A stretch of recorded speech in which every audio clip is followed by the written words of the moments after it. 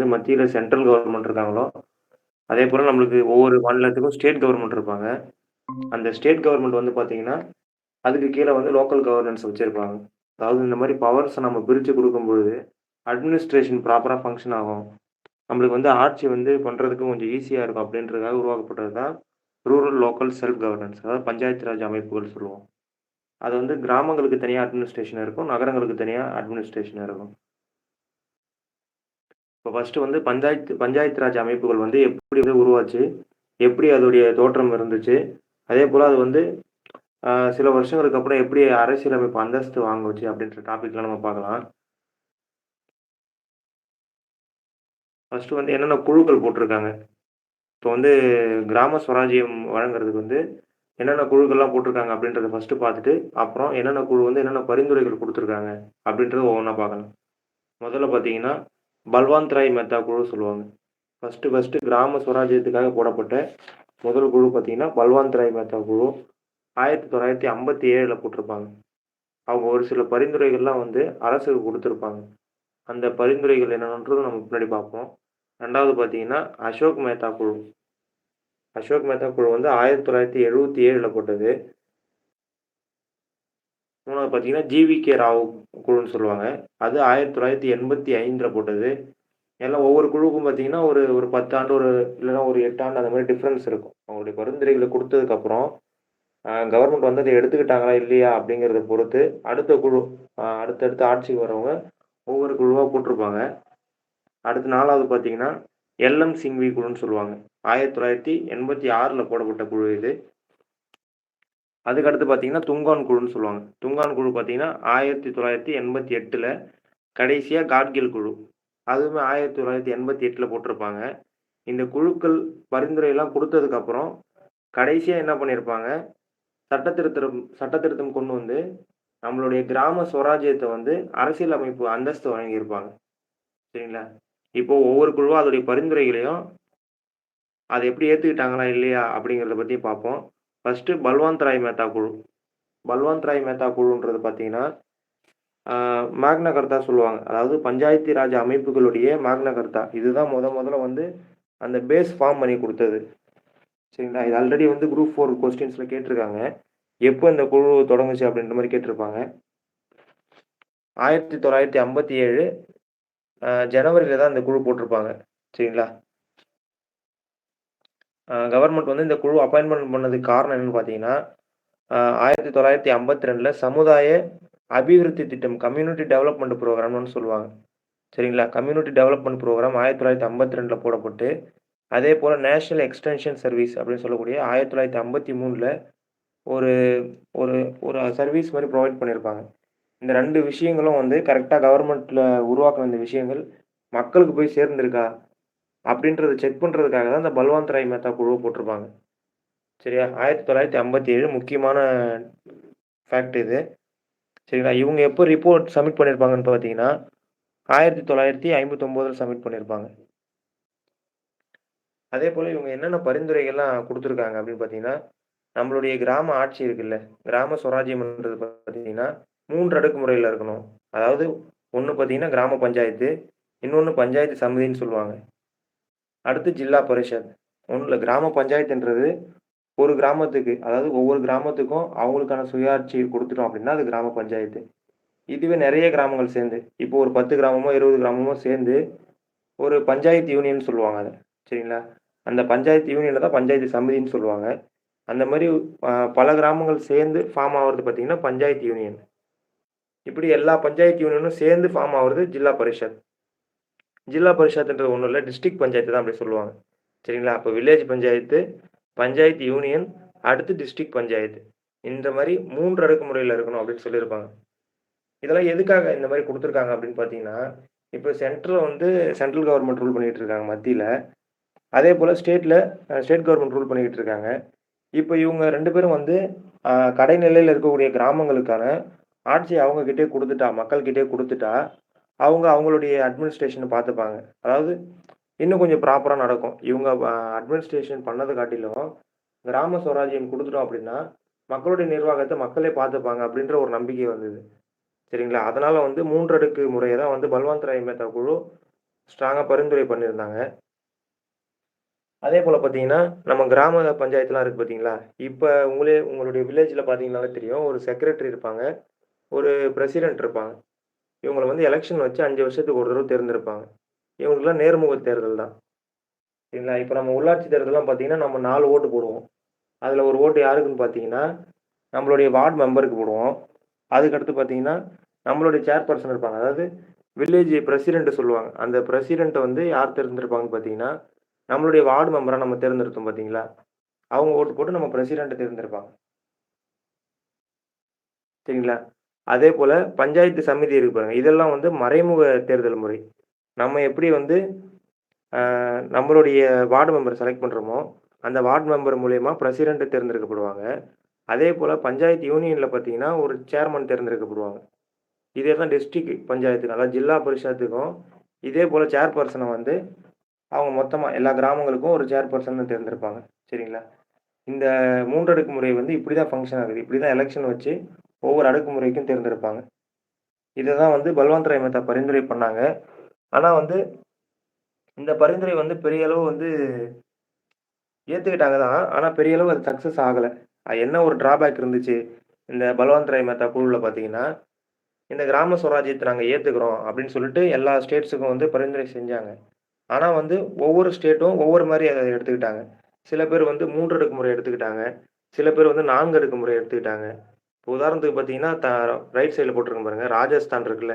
இருக்கிறதுலயே ஃபர்ஸ்ட்டு ராஜஸ்தான் தான் பஞ்சாயத்து ராஜ் முறைய வந்து அக்செப்ட் பண்ணிக்கிட்டாங்க. எப்போன்னு பார்த்தீங்கன்னா, அக்டோபர் 2 1959ல தான் வந்து ஃபர்ஸ்ட்டு அக்செப்ட் பண்ணிக்கிட்டாங்க. ஆனா இவங்க அக்செப்ட் பண்ணிக்கும்பொழுது, அவங்க வந்து 2 அடுக்கு முறைய ஃபாலோ பண்ணியிருந்தாங்க. ஒரு சில ஸ்டேட்ஸ்லாம் பார்த்தீங்க அப்படின்னா, 3 அடுக்கு முறைய ஃபாலோ பண்ணியிருப்பாங்க. அதேபோல வெஸ்ட் பெங்கால்லாம் இருக்கு பார்த்தீங்களா, இவங்கலாம் 4 அடுக்கு முறைய பின்பற்றியிருப்பாங்க. ஃபர்ஸ்ட்டு ராஜஸ்தான் அ ஃபாலோ பண்ணியிருப்பாங்க. எங்க அத இம்ப்ளிமென்டேஷன் பண்ணியிருப்பாங்க அப்படின்னு பார்த்தீங்கன்னா, நாகூர் அப்படின்னு சொல்லக்கூடிய ஒரு டிஸ்ட்ரிக்ட்ல தான் ஃபர்ஸ்ட்டு இம்ப்ளிமெண்ட் பண்ணியிருப்பாங்க. 2வதா பார்த்தீங்கன்னா, ஆந்திர பிரதேஷ்ல இம்ப்ளிமெண்ட் பண்ணியிருப்பாங்க. அதேபோல ஒவ்வொரு ஸ்டேட் பண்ண அவங்களுக்குள்ள ஒரு யூனிஃபார்மிட்டி இல்லாம போச்சு. சரிங்களா? அதனால வந்து இது பெரிதளவு வந்து சக்சஸ் ஆகல. அது அது கம்பல்சரியா இருந்தாலுமே, அந்த ஒரு யூனிஃபார்மிட்டி இல்லாததுனால, எல்லாருக்கும் கரெக்ட்டா போய் சேரல. சரிங்களா? இதுவே வந்து அடுத்த குழு பார்த்தீங்கன்னா, 1957ல ஒரு குழு போட்டு ஒரு 20 வருஷம் கழிச்சு, 1977ல அசோக் மேத்தா குழுன்னு ஒரு குழு வந்து பரிந்துரை செய்றாங்க. சரியா? இந்த ஏர் வந்து பார்த்து வச்சுக்கோங்க. ஒவ்வொரு குழுவுக்கும் ஏர் பார்த்து வச்சுக்கோங்க. அது என்ன அடக்குமுறைய சொல்லியிருக்கு அப்படின்றத தெரிஞ்சு வச்சுக்கோங்க. ஏன்னா ஒவ்வொரு குழுவுலயும் பார்த்தீங்கன்னா, எந்த மாரியான முறைய வந்து நம்ம வில்லேஜ்ல ஃபாலோ பண்ணணும். அதாவது லோக்கல் செல்ஃப் கவர்னன்ஸ்ல எந்த அடுக்கு இருக்கணும் அப்படின்றத வந்து முக்கியமா எல்லா டிஎன்பிஎஸ்சி எக்ஸாம்ஸ்லயும் கேட்பாங்க. சரியா? அதேபோல அசோக் மேத்தா குழுவுல பார்த்தீங்கன்னா, 2 அடுக்கு முறை. நான் இப்ப கொஞ்ச நேரத்துக்கு முன்னாடி சொல்லியிருந்தேன். இதுல 3 அடுக்கு முறை இருந்தது.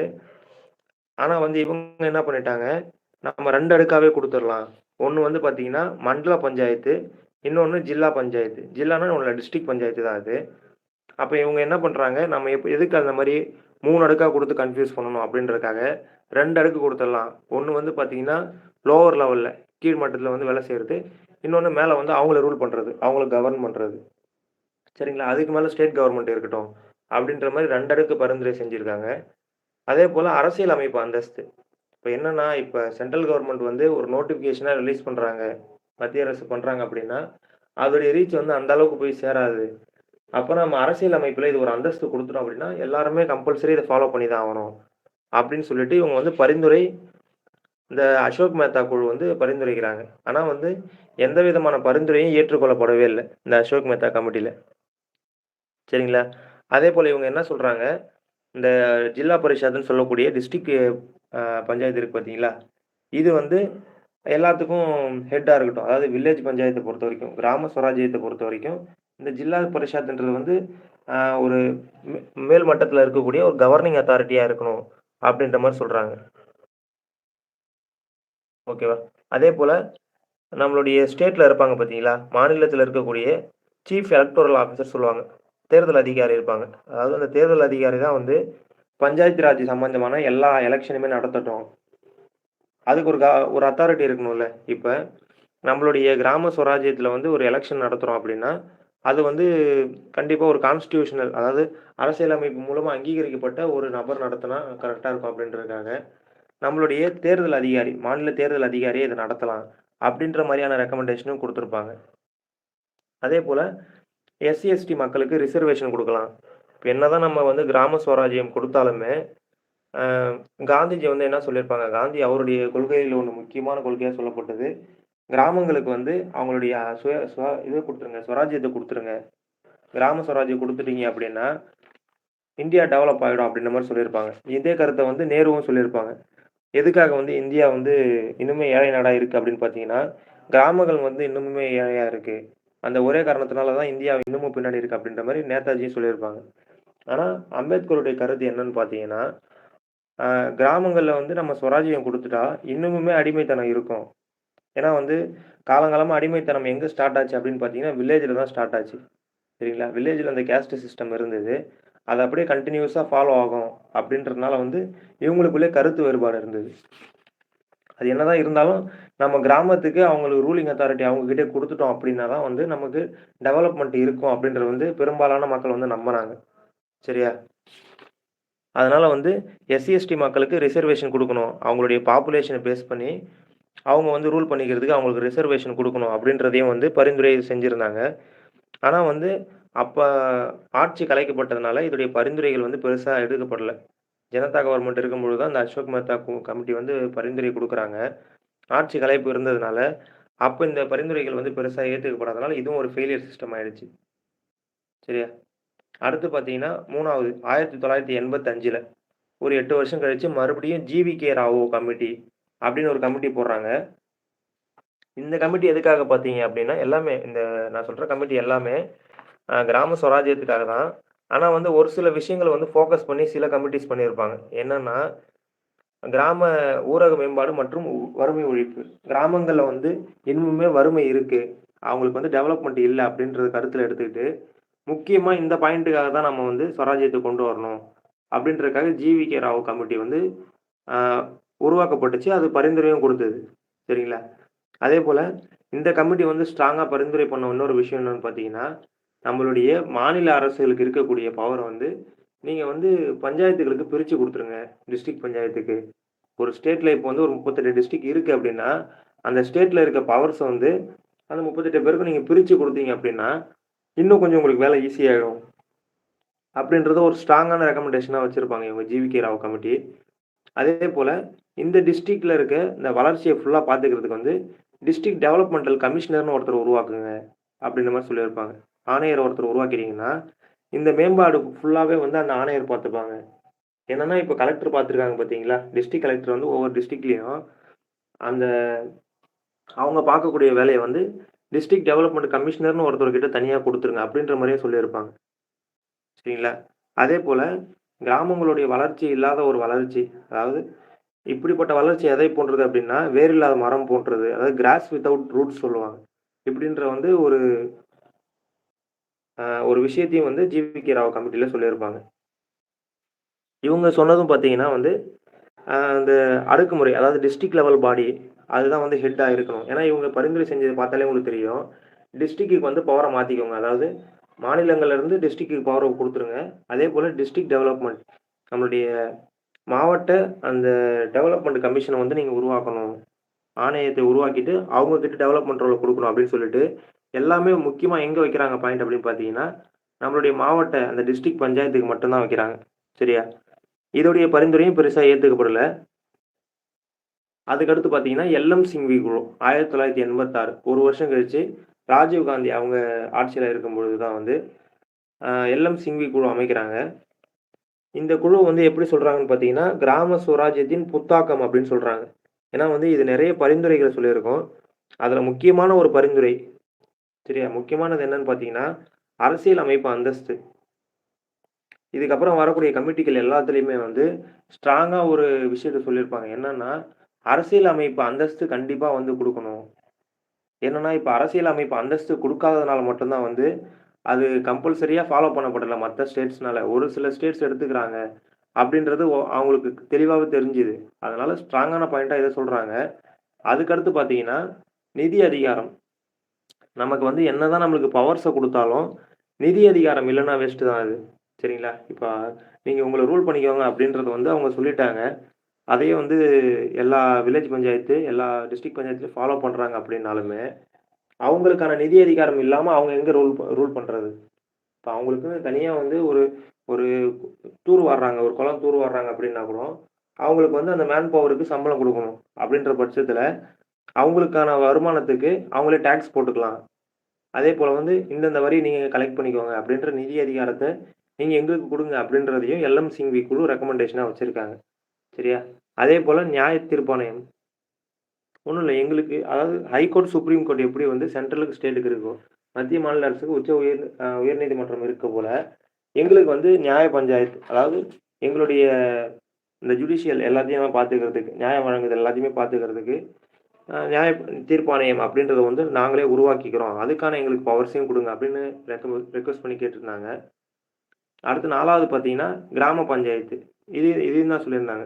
என்னன்னா, கிராம பஞ்சாயத்து, இந்த பஞ்சாயத்து யூனியன், டிஸ்ட்ரிக்ட் பஞ்சாயத்து அதுபோல இவங்க எல்எம்சிவி குழுவுமே டிஸ்ட்ரிக்ட் இதுக்கெல்லாம் வந்து நீங்க பவர்ஸ குடுக்கணும் அப்படின்ற மாரி ரெக்கமெண்டேஷன் குடுத்துருப்பாங்க.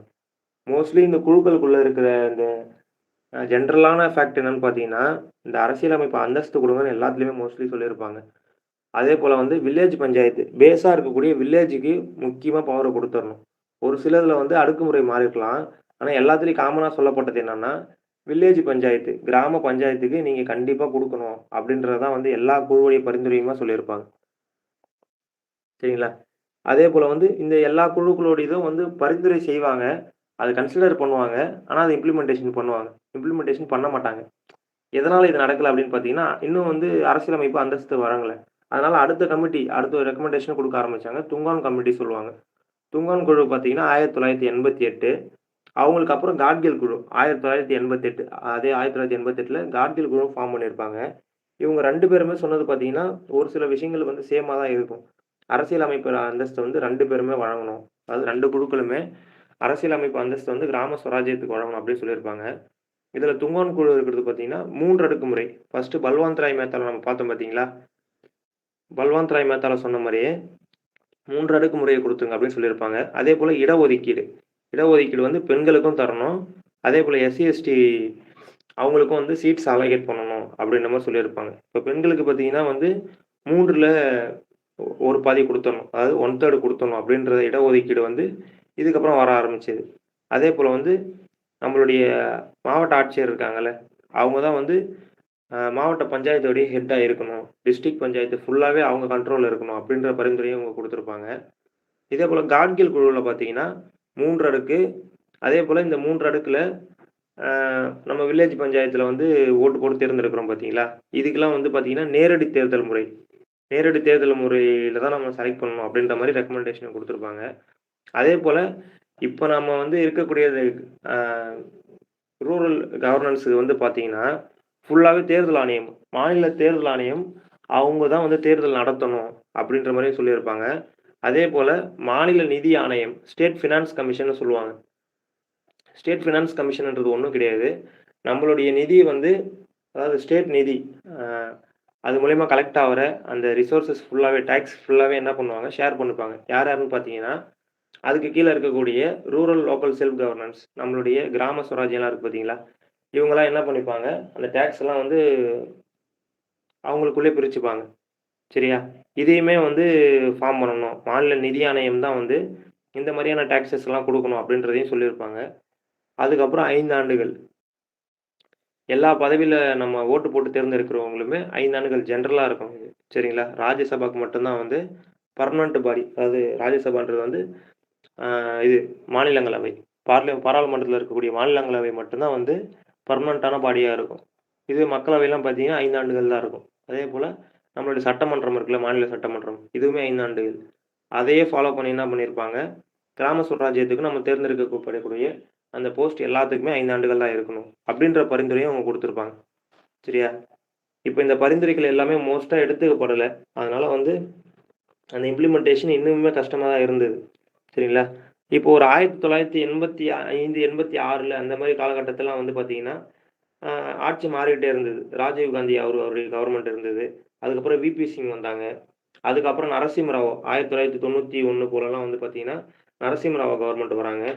இப்ப இந்த காலகட்டத்தில நரசிம்மராவ் அவருடைய பீரியட்ல தான் வந்து பார்த்தீங்கன்னா, நான் சொல்லியிருக்கேன்ல ஆல்ரெடி.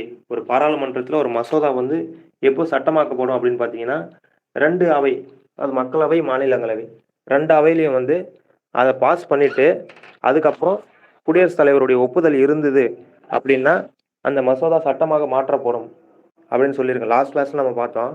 அதே ப்ரொசீஜர ஃபாலோ பண்ணி தான் இந்த 73வது சட்ட திருத்தம் 1992ல கொண்டு வரப்பட்டது. சரியா?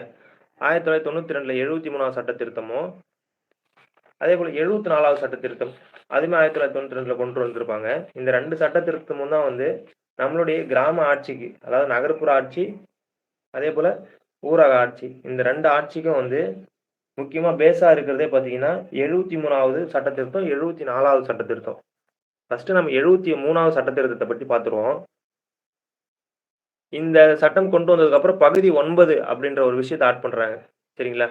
பகுதி 9ல புதிய சரத்து அந்த ஆர்டிகிள் 243ல 243O வரைக்கும் இருக்கக்கூடிய இந்த சரத்துக்கள புதுசா ஆட் பண்றாங்க. அதேபோல அட்டவணை நம்ம சொல்லியிருப்போம். 12 அட்டவணை இருக்கும் மொத்தமா. அந்த 12 அட்டவணையில 11வது அட்டவணைன்றது வந்து நம்ம சட்டம் இயற்றும்போது இல்ல. அதாவது கான்ஸ்டிடியூஷன் மேக் பண்ணும்போது இல்ல. அரசியலமைப்பு மேக் பண்ணும்போது. இது வந்து எப்போ கொண்டு வரப்பட்டதுன்னா, 1992 சட்ட திருத்தத்தின்படி தான் வந்து 11வது அட்டவணை அதுல சேர்க்கப்படுது. சரிங்களா? அது என்ன சொல்லுது? இந்த சட்ட திருத்தம் பேஸா என்ன சொல்லுது அப்படின்னு பார்த்தீங்கன்னா, நம்ம வந்து ஊரக அந்த வில்லேஜ் பஞ்சாயத்து இருக்கு பார்த்தீங்களா? கிராம ஸ்வராஜ்யத்த குடுக்கணும் அப்படின்றத வந்து நம்மளுடைய அரசுக்கு வலியுறுத்தும் கோட்பாடுகள். அதாவது காந்தியன் கொள்கைகள் சொல்லிட்டு, போன கிளாஸ்ல இத பார்த்துருப்போம் நம்ம. இதுக்கப்புறம் நம்ம வரக்கூடியது எல்லாமே பார்த்தீங்கன்னா, ஒண்ணுத்துக்கு ஒண்ணு சாப்டருக்கு லிங்க் ஆகும். அதனால நீங்க வந்து அத கன்டினியூஸா ரிவிஷன் பண்ணிக்கிட்டே இருந்தீங்கன்னா, உங்களுக்கு கனெக்ட் பண்றதுக்கு ஈஸியா இருக்கும். சரியா? ஏன்னா இப்பயே வந்திருக்கு பாருங்க. 12வது அட்டவணை. அதேபோல அரசுக்கு வலியுறுத்தும் கோட்பாடுகள் இதெல்லாமே நம்ம ஆல்ரெடி கிளாஸ்ல பார்த்தது தான். இது உங்களுக்கு ஒரு கனெக்ட்டா புரிய ஆரம்பிச்சுரும். அதனால ரிவைஸ் பண்ணிக்கோங்க அடிக்கடி. இப்ப பார்த்தீங்கன்னா, ஆர்டிகிள் 40 இதுக்கு வந்து பேஸா இருக்கிறது அப்படின்னு பார்த்தீங்கன்னா, இந்த சட்ட திருத்தம் தான். சரிங்களா? அரசியலமைப்பு அங்கீகாரம் இப்ப குடுக்கப்பட்டுருச்சு. குடுக்கப்பட்டதுக்கு அப்புறம் 2 விஷயங்கள வந்து கொண்டு வராங்க. சரியா? கிராம ஸ்வராஜ்யம் வந்து கட்டாய விதிகள், அதேபோல கட்டாயம் இல்லாத விதிகள் அப்படி சொல்லிட்டு. கட்டாய விதிகள்லாம் ஒண்ணும் இல்ல. இந்த அந்தஸ்து குடுத்ததுக்கு அப்புறம், இந்த வில்லேஜ்லலாம் வந்து கண்டிப்பா ஃபாலோ பண்ணக்கூடிய விஷயம் அப்படின்றது சொல்லப்படுறது கட்டாய விதிகள். இல்ல இது வந்து கண்டிப்பா தேவையில்ல. கண்டிப்பா தேவையில்லன்னு சொல்ல முடியாது. இருக்கலாம், இல்லாமலும் இருக்கலாம். அப்படின்ற மாரியான சில ப்ரொவிஷன்ஸ வாலண்டரி ப்ரொவிஷன்ஸ்ன்னு சொல்லுவாங்க. சரியா? அப்படி கட்டாய விதிகளா 73வது சட்ட திருத்தத்தில கொண்டு வரப்பட்ட என்னென்ன விஷயங்கள் அப்படின்றத பார்க்கலாம். ஃபர்ஸ்ட்டு வந்து பார்த்தீங்கன்னா, கிராம சபை. உங்க எல்லாருக்குமே தெரியும். நம்மளுடைய மக்களவை, மாநிலங்களவை, அதேபோல சட்டமன்றம் இருக்காது அப்படின்னா, அதேபோல நம்மளுடைய கவர்னிங் பாடி. அது வந்து சட்டம் இயற்றதுக்காக உருவாக்கப்பட்ட பாடி. ஆனா வந்து அதுதான் வந்து மொத்தமாவே ரூல் பண்ணிக்கிட்டு இருக்கும். கிட்டத்தட்ட. சரிங்களா? அதேபோல நமக்கு வந்து கிராமத்துல பார்த்தீங்கன்னா, கிராம சபை இருக்கும்.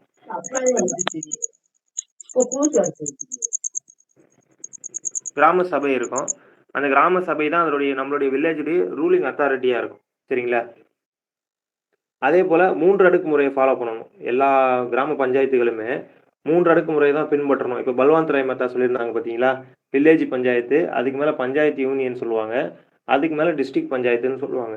சரியா? இப்ப இந்த 3 அடுக்க ஃபாலோ பண்ணணும். அதேபோல எலக்ஷன் முறை. எலக்ஷன் எப்படி நடக்கும் அப்படின்னு பார்த்தீங்கன்னா, நம்ம ஃபர்ஸ்ட் நான் சொல்லியிருந்தேன் உங்களுக்கு. நம்ம 4 ஓட் போடுவோம்னு சொல்லிட்டு. அதுல 1 ஓட்டு பார்த்தீங்கன்னா, நம்ம வந்து வார்டு மெம்பருக்கு போடுவோம். நம்மளுடைய தெருக்கள வில்லேஜ வந்து எப்படியா பிரிச்சிருப்பாங்க அப்படின்னா, தெருக்களா பிரியப்பட்டிருக்கும்.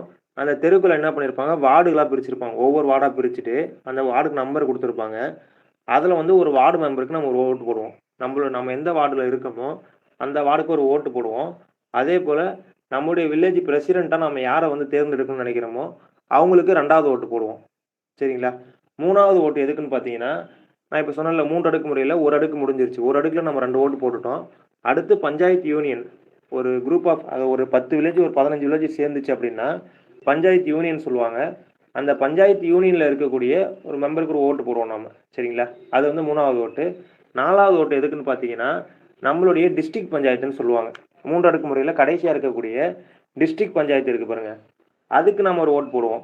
மொத்தம் 4 ஓட்டு. 4மே 4 கலர்ல இருக்கும். நீங்க இந்த உள்ளாட்சி தேர்தல்ல வந்து லாஸ்ட் டைம் ஓட்டு போடும்போது சில பேர் பார்த்துருக்கலாம். சரிங்களா? இப்ப இதுல என்ன சொல்லியிருக்காங்க அப்படின்னா, எலக்ஷன் முறை வந்து ஒவ்வொன்னுத்துக்கும் மாறும். அதேபோல நம்ம வில்லேஜ் பஞ்சாயத்து சொன்னோம் பார்த்தீங்களா? இதில் இருக்கக்கூடிய சேர்மன் தான் ஹெட்டாக இருப்பார் இந்த வில்லேஜ் பஞ்சாயத்துக்கு. ஆனால் வந்து பஞ்சாயத்து யூனியனுக்கு வந்து பார்த்தீங்கன்னா அதுக்கு வேற ஒருத்தவங்க இருப்பாங்க சேர்பர்சனாக. அந்த சேர்பர்சன் யார் செலக்ட் பண்ணுவாங்கன்னு பார்த்தீங்கன்னா நம்ம பஞ்சாயத்து யூனியனுக்கு ஓட்டு போடுவோம் பார்த்தீங்களா, அவங்க எல்லாருமே சேர்ந்து அதுக்கான தலைவரை தேர்ந்தெடுப்பாங்க. எப்படி நம்மளுடைய எம்எல்ஏலாம் சேர்ந்து எம்பியை தேர்ந்தெடுக்கிறாங்களோ அதே ப்ரொசீஜர் தான். நம்ம ஃபர்ஸ்ட்டு என்ன பண்ணுவோம், எம்எல்ஏவை வந்து டைரக்ட் எலெக்ஷன் நம்ம ஓட்டு போட்டு தேர்ந்தெடுப்போம் எம்எல்ஏவை. எம்எல்ஏலாம் என்ன பண்ணுவாங்க, மாநிலங்களவையில் இருக்கக்கூடிய எம்பியை வந்து அவங்க இன்டைரக்ட் எலெக்ஷன் மூலியமா தேர்ந்தெடுப்பாங்க. இதே ப்ரொசீஜர் தான் பஞ்சாயத்து யூனியனுக்கும். எதுக்காக சொல்றேன்னா, ஜஸ்ட் ஒரு டீட்டெயில்ஸ் தெரிஞ்சு வச்சுக்கோங்க. எப்படி ஃபங்க்ஷன் ஆகுதுன்னு தெரிஞ்சு வச்சுக்கோங்க. மற்றபடி இம்பார்ட்டன்ட்லாம் இல்ல அது. அடுத்து பார்த்தீங்கன்னா, எஸ்சி, எஸ்டி, விமன் ரிசர்வேஷன். அதாவது எஸ்சி, எஸ்டி மக்களுக்கும் பெண்களுக்கும் வந்து அதில் இடஒதுக்கீடு தரணும். இப்போ இந்த சீட்ஸ் கொடுக்குறாங்க அப்படின்னா அவங்களுக்கு வந்து அதுலேயுமே இடஒதுக்கீடு இருக்கணும். பெண்களுக்கு 3ல் 1 பகுதி கொடுத்துருவாங்க. அடுத்து பஞ்சாயத்து கால அளவு. இப்போ நான் சொல்கிற விஷயம் எல்லாமே பார்த்தீங்கன்னா இந்த 73ஆம் சட்ட திருத்தம் இருக்குது பார்த்தீங்களா, இதை கொண்டு வந்ததுக்கப்புறம் ஒவ்வொரு கவர்மெண்ட்டும், அதாவது வில்லேஜ் பஞ்சாயத்து எப்படி ஃபாலோ பண்ணணும், என்னென்ன ரெகுலேஷன்ஸ்லாம் வந்து பின்பற்றணும் அப்படின்றதான் இப்போ ஒன்றா பார்த்துக்கிட்டு இருக்கோம். பஞ்சாயத்து கால அளவு பார்த்தீங்கன்னா 5 வருடம். இப்போ நம்ம உள்ளாட்சி தேர்தல் நடந்தது பார்த்தீங்களா, அது வந்து எத்தனை வருஷத்துக்கு வேலிடிட்டின்னு பார்த்தீங்கன்னா 5 வருஷம். 5 வருஷத்துக்கு அப்புறம் திருப்பி எலெக்ஷன் நடக்கும். சரியா? அதே போல் டிஸ்குவாலிஃபிகேஷன் லெஃப்ட் சைடில் இருக்கு பாருங்க, பஞ்சாயத்து கால அளவு கீழே டிஸ்குவாலிஃபிகேஷன் இருக்கு பாருங்க. டிஸ்குவாலிஃபிகேஷனா ஒன்றும் கிடையாது. அவங்க வேற ஏதாவது வந்து ஒரு கரப்ஷன் இந்த மாதிரி ஏதாவது ஒரு விஷயத்தில் ஈடுபடுறாங்க அப்படின்ற பட்சத்தில் அவங்களை தகுதி நீக்கம் பண்ணுவாங்க. ஏதாவது அவங்க மால் ஃபங்க்ஷன் பண்ணிட்டாங்க அப்படின்னாலே தகுதி நீக்கம் பண்ணுவாங்க. அதே போல் நார்மலாக ஒருத்தவங்க வந்து ஒரு வார்டு மெம்பராக நிற்கிறாங்க அப்படின்னா அந்த வார்டு மெம்பருக்கு 21 வயசு கம்ப்ளீட் ஆகிருந்தாலே போதும். இப்போ எம்எல்ஏவுக்கு வந்து பார்த்தீங்கன்னா 25 வயசு இருக்கணும். எம்பிக்கு வந்து பார்த்தீங்கன்னா மக்களவை மாநிலங்களவைக்கு மாறும். சரிங்களா? மாநிலங்களவைக்கு 30 வயசும் மக்களவைக்கு 25 வயசும் இருக்கும். அதே போல் வந்து நம்மளுடைய இந்த வார்டு மெம்பராக நிற்கணும் அப்படின்னா 21 வயசு கம்ப்ளீட் ஆகியிருந்தாலே போதும் அவங்களுக்கு. அடுத்து பார்த்தீங்கன்னா மாநில தேர்தல் ஆணையம் நம்மளுடைய கிராம பஞ்சாயத்தில் இருக்கக்கூடிய எலெக்ஷன் எல்லாத்தையுமே வந்து யார் நடத்துவாங்கன்னு பார்த்தீங்கன்னா நம்மளுடைய மாநில தேர்தல் ஆணையம், ஸ்டேட் எலெக்ஷன் கமிஷன் தான் நடத்துவாங்க. அதே போல் நிதிக்குழு, மாநில நிதிக்குழுன்னு சொல்லுவாங்க. நமக்கு எல்லா நிதியும் வந்து இவங்க தான் வழங்குவாங்க. சரியா? அவங்களுக்கு டேக்ஸ் கலெக்ஷன் மூலியமா வரக்கூடிய நிதி எல்லாத்தையும் நமக்கு என்ன பண்ணுவாங்க, ரூரல் லோக்கல் செல்ஃப் கவர்னன்ஸ்க்காக பிரித்து கொடுப்பாங்க. சரியா? அதே போல் வரி விதிப்பு. சில பஞ்சாயத்துக்கு வந்து பார்த்தீங்கன்னா டேக்ஸ் வந்து அவங்களாவே விதிச்சிக்க முடியும். அது எதுக்காகன்னு பார்த்தீங்கன்னா அவங்களோட ரெவன்யூ வந்து அவங்க ஜென்ரேட் பண்ணுறதுக்காக. இந்த மாதிரியான விஷயம் எல்லாத்துக்குமே வந்து பவர் கொடுத்துட்டாங்க. சரியா? இதை ஒரு சில விஷயங்கள் கட்டாயமாக்கப்பட்டுச்சு, ஒரு சில விஷயங்கள் கட்டாயம் இல்லாமல் ஆகப்பட்டுச்சு. இப்போ நான் சொன்ன விஷயங்கள் எல்லாமே இந்த இது சொன்ன பார்த்தீங்களா, டைரக்ட் எலெக்ஷன், 3 அடுக்கு முறை, கிராம சபை, 21 வயது கம்ப்ளீட் ஆகிருக்கணும். அதே போல் நிதி ஆணையம் வந்து கிராம சுவராஜ்யத்துக்கான நிதியை வந்து பகிர்ந்து தரணும். மாநில தேர்தல் ஆணையம் வந்து அவங்களுக்கான எலெக்ஷன் நடத்தணும்.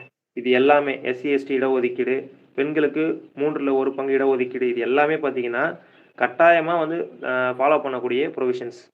சரிங்களா? வாலண்டரி ப்ரொவிஷன்ஸ் அப்படின்றது பார்த்தீங்கன்னா அவங்க கட்டாயமாக்கப்படலாம், இல்லை கட்டாயம் இல்லாமலும் இருக்கலாம். அதாவது ஃபாலோ பண்ணலாம், அப்படி இல்லைனாலும் விட்டுறலாம். அது என்னன்னு பார்த்தீங்கன்னா வரி விதிப்பு. ஏன்னா வந்து இன்னுமே அது ஸ்ட்ரிக்டாக ஃபாலோ பண்ணப்படல. வில்லேஜ் பஞ்சாயத்தில் பார்த்தீங்கன்னா வரி வந்து கலெக்ட் பண்ணிக்கிட்டு இருக்காங்க. ஆனால் சில விஷயத்துக்கு மட்டும்தான் அவங்களால வரி கலெக்ட் பண்ண முடியும். ஃபார் எக்ஸாம்பிள் பார்த்தீங்கன்னா இந்த தெருவிளக்கு இதுக்கெல்லாம் இருக்குது பார்த்தீங்களா, ரோடு போடுறது, இந்த மாதிரியான விஷயங்கள், வேறு ஏதாவது ஸ்கூல் கட்டுறது, அது மாதிரி அவங்களுக்குள்ளே வந்து டேக்ஸ் வந்து போட்டு, அதே போல் தண்ணிக்கு டேக்ஸ் போடுவாங்க, ரோட்டுக்கு டேக்ஸ் போடுவாங்க. இந்த மாதிரியான விஷயத்த வந்து அவங்க ஃபாலோ பண்ணலாம். சில பின்தங்கிய கிராமங்களில் அந்த ப்ரொவிஷன் இருக்காது. ஏன்னா மக்களால் வந்து பணம் கொடுக்க முடியாது. அதனால் இன்னுமே இது வாலண்டரி ப்ரொவிஷனாக தான் இருக்குது.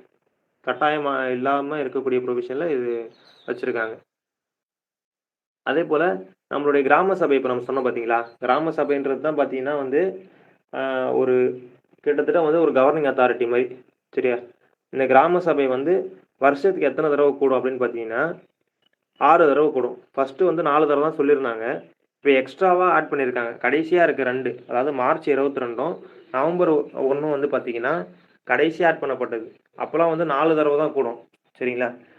என்னென்ன தேதின்னு பார்த்தீங்கன்னா ஜனவரி 26 நம்மளுடைய குடியரசு தினம் அன்றைக்கி ஒரு மீட்டிங் நடக்கும். அதே போல் மே 1 உழைப்பாளர்கள் தினம் அன்றைக்கி ஒரு மீட்டிங் நடக்கும். சுதந்திர தினம் ஆகஸ்ட் 15, காந்தி ஜெயந்தி அக்டோபர் 2. ஏன்னா காந்தி அவர்கள் தான் வந்து வில்லேஜ் பஞ்சாயத்துக்கு பவர் கொடுக்கணும் அப்படின்னு சொல்லியிருப்பாரு. அதே போல் நம்மளுடைய மக்கள் அரசுக்கு வழிகாட்டும் நெறிமுறை கோட்பாடுகள் இருக்குல்ல, டிபிஎஸ்பி, டைரக்டிவ் பிரின்சிபல்ஸில் சரத்து 40 இதை பற்றி தான் சொல்லும். சரியா? அதுவும் ஒரு காந்திய கொள்கை தான். 5வது விஷயம் பார்த்தீங்கன்னா மார்ச் 22 உலக தண்ணீர் தினம் அன்னைக்கு பார்த்தீங்கன்னா இந்த மீட்டிங் ஒரு தடவை கூடுவாங்க. அதே போல் நவம்பர் 1 என்னன்னு பார்த்தீங்கன்னா ஸ்வராஜ்ய தினம், அதாவது லோக்கல் கவர்னன்ஸ் டே அன்னைக்கு ஒரு மீட்டிங் நடக்கும். இன்னொரு முக்கியமான விஷயம் என்னன்னு பார்த்தீங்கன்னா லார்ட் ரிப்பன் பிரபுன்னு ஒருத்தவங்க இருந்தாங்க. அதாவது நம்மளுடைய கவர்னர் ஜெனரலாக இருந்திருப்பாங்க. பிரிட்டிஷ் ஆட்சியில் இருந்தப்ப லார்ட் ரிப்பன் பிரபுன்னு ஒருத்தவங்க நம்மளுடைய கவர்னர் ஜெனரலாக இருந்திருப்பாங்க. சரியா? அவங்கள வந்து father of local self governance சொல்லுவாங்க. கிராம ஸ்வராஜ்யத்தின் தந்தை அப்படின்னு அழைப்பாங்க அவரை. ஏன் அப்படி அழைக்கிறாங்க அப்படின்னு பார்த்தீங்கன்னா ஃபஸ்ட்டு பவரை வந்து பிரித்து கொடுத்தது. கிராம ஸ்வராஜ்யத்துக்கு பவர் கொடுத்தாலே அட்மினிஸ்ட்ரேஷன் வந்து கரெக்டாக நடக்கும். அப்போ பிரிட்டிஷ் காலத்தில் பார்த்தீங்கன்னா வந்து என்னென்னா டேக்ஸ் கலெக்ஷன், அதாவது வரிகளை கலெக்ட் பண்ணுறது தான் முக்கியமான பொறுப்புகளாகவே அவங்களுக்கு இருந்தது. அவங்க இங்கே இருந்து என்ன பண்ணுவாங்க, வரிகளை கலெக்ட் பண்ணுவாங்க. கலெக்ட் பண்ணி அவங்களுடைய அரசாங்கம் பிரிட்டிஷ் கவர்மெண்ட்டுக்கு கொடுத்து அனுப்பிடுவாங்க. சரிங்களா? இந்த மாதிரியான டேக்ஸ் கலெக்ஷனுக்கு அவங்களுக்கு கிராம ஸ்வராஜ்யம் ஹெல்ப் பண்ணணும். கிராம லெவலில் பார்த்தீங்கன்னா ஒரு ஆஃபீஸ் அப்பாயின்மெண்ட் பண்ணி அங்கே வந்து நம்ம ப்ராப்பராக ஃபங்க்ஷன் ஆச்சு அப்படின்னா மொத்த டேக்ஸ் கலெக்ஷனும் கரெக்டாக நடக்கும் அப்படின்றதுக்காக பண்ணியிருப்பாங்க. அதே போல் கிராம ஸ்வராஜ்யத்துக்கு நிறைய ஃபினான்ஷியல் ரிசோர்ஸஸ் பவர்லாம் கொடுத்துருப்பாங்க. அதனால் அவர் என்ன சொல்லுவாங்க, ஃபாதர் ஆஃப் லோக்கல் செல்ஃப் கவர்னன்ஸ்னு சொல்லுவாங்க. கிராம ஸ்வராஜ்யத்தின் தந்தை யாருன்னு பார்த்தீங்கன்னா லார்ட் ரிப்பன் பிரபு. முக்கியமான கொஸ்டின், இது நிறைய தடவை கேட்டிருக்காங்க டிஎன்பிசியில். அதுக்கப்புறம் பார்த்தீங்கன்னா தமிழ்நாட்டில் கிராம ஸ்வராஜ்யம் இப்போ நான் உங்களுக்கு சொல்லியிருந்தேன் 73வது மற்றும் 74வது சட்ட திருத்தம் எப்போன்னு பார்த்தீங்கன்னா 1992 கொடுத்ததுக்கு அப்புறம் தான் அரசியலமைப்பு அந்தஸ்து வந்ததுன்னு சொல்லியிருப்பேன். ஆனால் வந்து நம்மளுடைய தமிழ்நாட்டில் பொறுத்த வரைக்கும் அந்த சட்டம் எப்போ அஃபிஷியலாக ரிலீஸ் பண்ணப்பட்டது அப்படின்னா தமிழ்நாடு பஞ்சாயத்து சட்டம் 1994 வந்து நம்மளுடைய சட்டமன்றத்தில் வந்து அது சட்டமாக்கப்பட்டதுக்கு அப்புறம் தான் வந்து நம்ம வந்து அதை ஸ்ட்ரிக்டாக ஃபாலோ பண்ண ஆரம்பித்தோம். என்னன்னா 73வது 74வது சட்டத்திட்டத்தில் என்ன சொல்லியிருப்பாங்க அப்படின்னு பார்த்தீங்கன்னா அவங்கவுங்க ஸ்டேட்டுக்கு அவங்கவுங்க வந்து லோக்கல் செல்ஃப் கவர்னன்ஸுக்கு நாங்கள் சொன்ன ப்ரொவிஷன் இருக்குல்ல, இப்போ கட்டாயமாக்கப்பட்ட ப்ரொவிஷன்ஸ்னு சில விஷயங்கள்லாம் சொல்லியிருப்போம்ல, இந்த கிராம சபை இதெல்லாம் இதை பின்பற்றி நீங்களாவே சட்டம் உருவாக்கிக்கிட்டு கண்டிப்பாக இதை வந்து ஃபாலோ பண்ணணும் அப்படின்னு சொல்லியிருப்பாங்க. அதுதான் 73 சொல்லியிருக்கோம். 73 74 சட்ட திருத்தம். அதை வந்து இவங்க 1994 ஒரு சட்டம் கொண்டு வரப்பட்டு நம்ம ஸ்ட்ரிக்டாக இன்னுமே ஃபாலோ பண்ணிக்கிட்டு இருக்கோம். அந்த பேஸில் தான் வந்து தமிழ்நாட்டில் எலெக்ஷன்லாம் நடந்தது லாஸ்ட் டைம். சரிங்களா? அடுத்து பஞ்சாயத்து சரத்துகள். இப்போ பஞ்சாயத்து கிராம ஸ்வராஜ்யத்துக்கு 73வது சட்டத்திட்டத்தின் மூலயமா 243லேருந்து 243 சரத்து வரைக்கும் கொண்டு வந்திருப்போம். அது என்னன்றது ஒவ்வொன்றா பார்க்கலாம். ஃபஸ்ட்டு 243 கிராம ஸ்வராஜ்யம்னா என்ன அப்படின்றத பற்றி சொல்லுது சரத்து 243. அடுத்து 243A கிராம சபை. நம்மளுடைய கிராம சபை தான் வந்து நம்மளுடைய கிராம ஸ்வராஜ்யத்தின் ஒரு கவர்னிங் அத்தாரிட்டியாக இருக்கும். வில்லேஜ் பஞ்சாயத்துடைய கவர்னிங் அத்தாரிட்டியாக இருக்கும் அப்படின்னு சொல்கிறாங்க. அடுத்து ஆர்டிகிள் 243B பஞ்சாயத்துகளின் அரசியலமைப்பு. நம்ம அரசியலமைப்பு வழங்குறதுனால 243Bன்றது வந்து பார்த்தீங்கன்னா அரசியலமைப்பு அது எப்படி ஆட் பண்ணப்பட்டுச்சு அப்படின்ற விஷயத்தையும் அதில் சொல்லியிருப்பாங்க. 243C வந்து பார்த்தீங்கன்னா பஞ்சாயத்துகளின் அந்த காம்போசிஷன் ஒன்றும் கிடையாது. அதில் எத்தனை உறுப்பினர்கள் இருப்பாங்க, எத்தனை தலைவர்கள் இருப்பாங்க. இப்போ ஒரு 5 வார்டு மெம்பர் இருக்காங்க அப்படின்னா அந்த 5 வார்டு மெம்பரும் சேர்ந்து என்ன பண்ணியிருப்பாங்க, ஒரு தலைவரை தேர்ந்தெடுப்பாங்க. சரியா? அதே போல் இந்த பஞ்சாயத்து யூனியனில் வந்து பார்த்தீங்கன்னா ஒரு 20 வில்லேஜ் இருக்கும். 20 கிராமத்தில் இருந்து 20 பேர் சேர்ந்து ஓட்டு போட்டு என்ன பண்ணுவாங்க, ஒரு தலைவரை செலக்ட் பண்ணுவாங்க. இந்த மாதிரி அந்த கூட்டமைப்பு இருக்குல்ல, எண்ணிக்கை இருக்குல்ல, இது எல்லாத்தையும் பற்றி சொல்கிறது 243C. அடுத்து 243D இடஒதுக்கீடு. இந்த SC ST ரிசர்வேஷனை பற்றி சொல்கிறது பார்த்தீங்கன்னா 243D. அதே போல் 43E பஞ்சாயத்துகளின் காலம் 5 வருஷம் நான் சொன்னேன் பார்த்தீங்களா, அதை 243E வந்து அதில் மென்ஷன் பண்ணியிருப்பாங்க. அடுத்து 243F உறுப்பினரின் தகுதியின்மை. நான் சொன்னல, அவங்க ஏதோ ஒரு கரப்ஷன்லேயே ஏதோ ஒரு கேஸில் ஏதாவது ஃபைல் பண்ணுறாங்க அவங்க மேலே அப்படின்ற சிவில் கேஸ் ஏதாவது ஃபைல் பண்ணுறாங்க அப்படின்ற பட்சத்தில் அவங்களுக்கு தகுதி நீக்கம் பண்ண முடியும். சரியா? அதே போல் 243G எதை பற்றி சொல்லுன்னா பஞ்சாயத்துகளின் அதிகாரம்ன்றது ஒன்றும் இல்லை. அவங்க சில விஷயத்தில் வந்து இப்போ ஒரு கிணறு தோன்றுறது, ஒரு லைப்ரரி கட்டுறது, ஒரு ஸ்கூல் கட்டுறது, ஒரு ஆரம்ப சுகாதார நிலையம் கட்டுறது, இந்த மாதிரி பஞ்சாயத்துகள் இருக்கக்கூடிய ஒரு அதிகாரத்தை பற்றி சொல்கிறது 243G. 243H எதை பற்றி சொல்லணும்னா வரி விதிப்பு அதிகாரம். இந்த விஷயம் எல்லாத்துக்குமே வந்து நம்ம வரி போட்டு மட்டும், இப்போ தண்ணி வருது அப்படின்னா தண்ணி வரி அதுக்கு போடுவாங்க. சரியா? அதே போல் ரோடு போடுறாங்க அப்படின்னா ரோட் டேக்ஸ் அவங்களே போட்டுக்க முடியும். இந்த மாதிரியான வரி விதிப்புக்கான அதிகாரத்தை பத்தி சொல்றது 243H. அடுத்து 243I நிதி ஆணையம். சரியா? நமக்கான நிதி ஆணையமா எது இருக்குன்னு பார்த்தீங்கன்னா, ஸ்டேட் ஃபினான்ஸ் கமிஷன். அதாவது கிராம சுவராஜ்யத்துக்கும் சேர்த்தே அவங்க என்ன பண்ணுவாங்க, கணக்கு வழக்குகள பார்ப்பாங்க. அதேபோல நமக்கான வந்து நிதி பகிர்வும் யார் குடுப்பாங்கன்னு பார்த்தீங்கன்னா, அவங்களுக்கு வரக்கூடிய டாக்ஸ் மூலியமா ஸ்டேட் நிதி ஆணையம். அதாவது மாநில நிதி ஆணையமே குடுத்துருவாங்க. அதுல ஃபினான்ஸ் கமிஷன் இருக்கு. ஆனா அது மாநில நிதி ஆணையம் தான் அத பத்தி சொல்லும். 243I. சரியா? 243J எத பத்தி சொல்லும்னா, கணக்குகளின் தணிக்கை. நம்ம வந்து கணக்கு கரெக்ட்டா வச்சிருக்கோமா? சோசியல் ஆடிட்ன்னு சொல்லுவாங்க. இப்போ டிஸ்ட்ரிக்ட் கலெக்டரேட்ல நம்மளுடைய மாவட்ட ஆட்சியர் அலுவலகத்துல பார்த்தீங்கன்னா, சோசியல் ஆடிட் டிபார்ட்மெண்ட்ன்னு இருக்கும். அது என்னன்னு பார்க்கணும்னா, இந்த மாரியான விஷயங்களுக்கு வந்து கரெக்ட்டா செலவு பண்ணப்படுதா? வழங்கப்படுற அமௌண்ட் வந்து கரெக்ட்டா செலவு பண்றாங்களா? அதேபோல திட்டங்களுக்காக ஒதுக்கப்படுற நிதி வந்து கரெக்ட்டா செலவு பண்ணப்படுதா? அப்படின்றத வந்து நம்ம அத ஆய்வு செய்யறது மூலியமா தான் ப்ராப்பரா ஃபங்ஷன் ஆகுதான்னு தெரிஞ்சுக்க முடியும். அத பத்தி சொல்றது 243J. அடுத்து 243K எத பத்தி சொல்லுதுன்னா, பஞ்சாயத்துகளின் எலக்ஷன். நம்மளுக்கு தெரியும் மாநில அ எலக்ஷன் கமிஷன். நம்மளுடைய அந்த தேர்தல் ஆணையம் தான் எலக்ஷன் நடத்துறாங்க அப்படின்றத, அது எப்படி நடத்தணும் அப்படின்றத பத்தி சொல்றது 243K. அடுத்து 243O தேர்தல் விஷயங்களில் நீதிமன்றங்கள் தலையிட தடை. சரியா? இந்த மாரியான நம்மளுடைய கிராம சுவராஜ்ய தேர்தல் விஷயங்கள் வந்து பார்த்தீங்கன்னா, நீதிமன்றங்கள் தலையிடக்கூடாது அப்படின்றது வந்து ஒரு ப்ரொவிஷனா 243Oலயும் சொல்லியிருப்பாங்க. சரியா? இது எல்லாமே பார்த்தீங்கன்னா, இப்ப நம்ம பார்த்தது 243 அதுல வந்து 243O வரைக்கும் பார்த்திருக்கோம். இதெல்லாம் இம்பார்ட்டன்ட் ஆர்டிகல்ஸு. இதெல்லாம் பார்த்து வச்சுக்கோங்க. இது எந்த ப்ரொவிஷன் அதாவது எந்த விஷயத்தின்படி கொண்டு வரப்பட்டது அப்படின்னு பார்த்தீங்கன்னா, 73வது சட்ட திருத்தம் 1992ல இத வந்து அதாவது நம்மளுக்கு எப்படின்னா அரசியலமைப்பு அங்கீகாரத்தோட இத உருவாக்குனதுனால, அதுக்கு ஒவ்வொரு ஆர்டிகிள் சரத்துக்களும் ஏற்றிருப்பாங்க. சரியா? அததான் நம்ம இப்ப பார்த்தோம். அடுத்து பார்த்தீங்கன்னா, நகராட்சிகள். இப்ப நம்ம பார்த்தது ஃபுல்லாவே ஊராட்சி. சரியா? கிராமங்கள் பத்தி பார்த்தோம். இப்போ வந்து நகரங்கள் பத்தி பார்க்குறோம். சரியா? ஃபர்ஸ்ட் அந்த அடுக்குமுறை நான் சொல்லிர்றேன் பாருங்க. இப்ப வில்லேஜ் இருக்கு அப்படின்னா, வில்லேஜ் எல்லாமே சேர்ந்தது நான் உங்களுக்கு சொல்லியிருந்தேன். பஞ்சாயத்து யூனியன், அப்புறம் டிஸ்ட்ரிக்ட் பஞ்சாயத்து சொல்லியிருந்தேன். இதுவே வந்து நகரங்கள்ல பார்த்தீங்கன்னா, டவுன்னு சொல்லுவாங்க. என்னன்னா வந்து ஸ்டார்ட்டிங்கே பார்த்தீங்கன்னா, கொஞ்சம் டெவலப்டு ஏரியாவா இருக்கும். ஒரு 10,000 பேருக்கு மேல இருக்காங்க அப்படின்ற பட்சத்துல, ஒரு டவுன் பஞ்சாயத்துன்னு ஒரு விஷயத்த உருவாக்குவாங்க.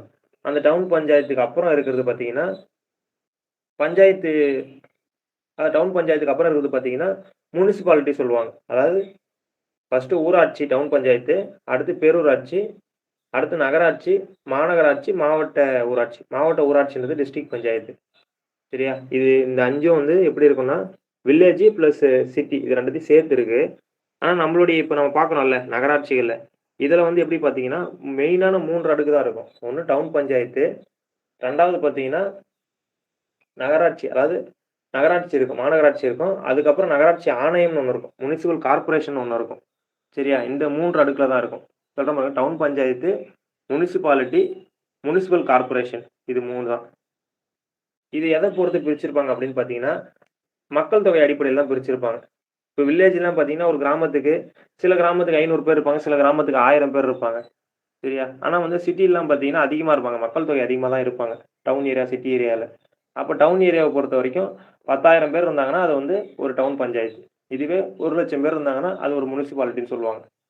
சரியா? இதுவே வந்து 10,00,000 பேர் இருந்தாங்க அப்படின்னா, முனிசிபல் கார்ப்பரேஷன், நகராட்சி ஆணையம் அப்படின்னு சொல்லுவாங்க அத. இப்ப இந்த நம்ம பார்த்தோம் 73வது சட்ட திருத்தம் வில்லேஜ் பஞ்சாயத்துக்கு வந்து அரசியலமைப்பு அந்தஸ்து குடுத்ததுன்ட்டு. அதேபோல இந்த மாரி நகராட்சிகளுக்கு, நகரப்பாலிகா சொல்லுவாங்க. இதுக்கு வந்து 74வது சட்ட திருத்தம் 1993 தான் வந்து அரசியலமைப்பு அந்தஸ்து வந்து குடுத்திருக்கு. இது எந்த விஷயத்த ஆட் பண்ணியிருக்காங்க அப்படின்னு பார்த்தீங்கன்னா, பகுதி 9A ஆட் பண்ணியிருப்பாங்க. நம்ம முன்னாடி பார்த்தது பகுதி 9 243லேருந்து 243O வரைக்கும் பார்த்தோம். இப்ப பார்க்க போறது 243P அதாவது அது Oல முடிஞ்சுது. இது 243Pலருந்து 243ZA சரிங்களா? அத பத்தி நம்ம பார்க்க போறோம். இது வந்து பார்த்தீங்கன்னா, பகுதி 9A முக்கியமான விஷயம். இதையே வந்து எக்ஸாம்ஸ்ல கேட்கறதுக்கு சான்சஸ் இருக்கு. சரிங்களா?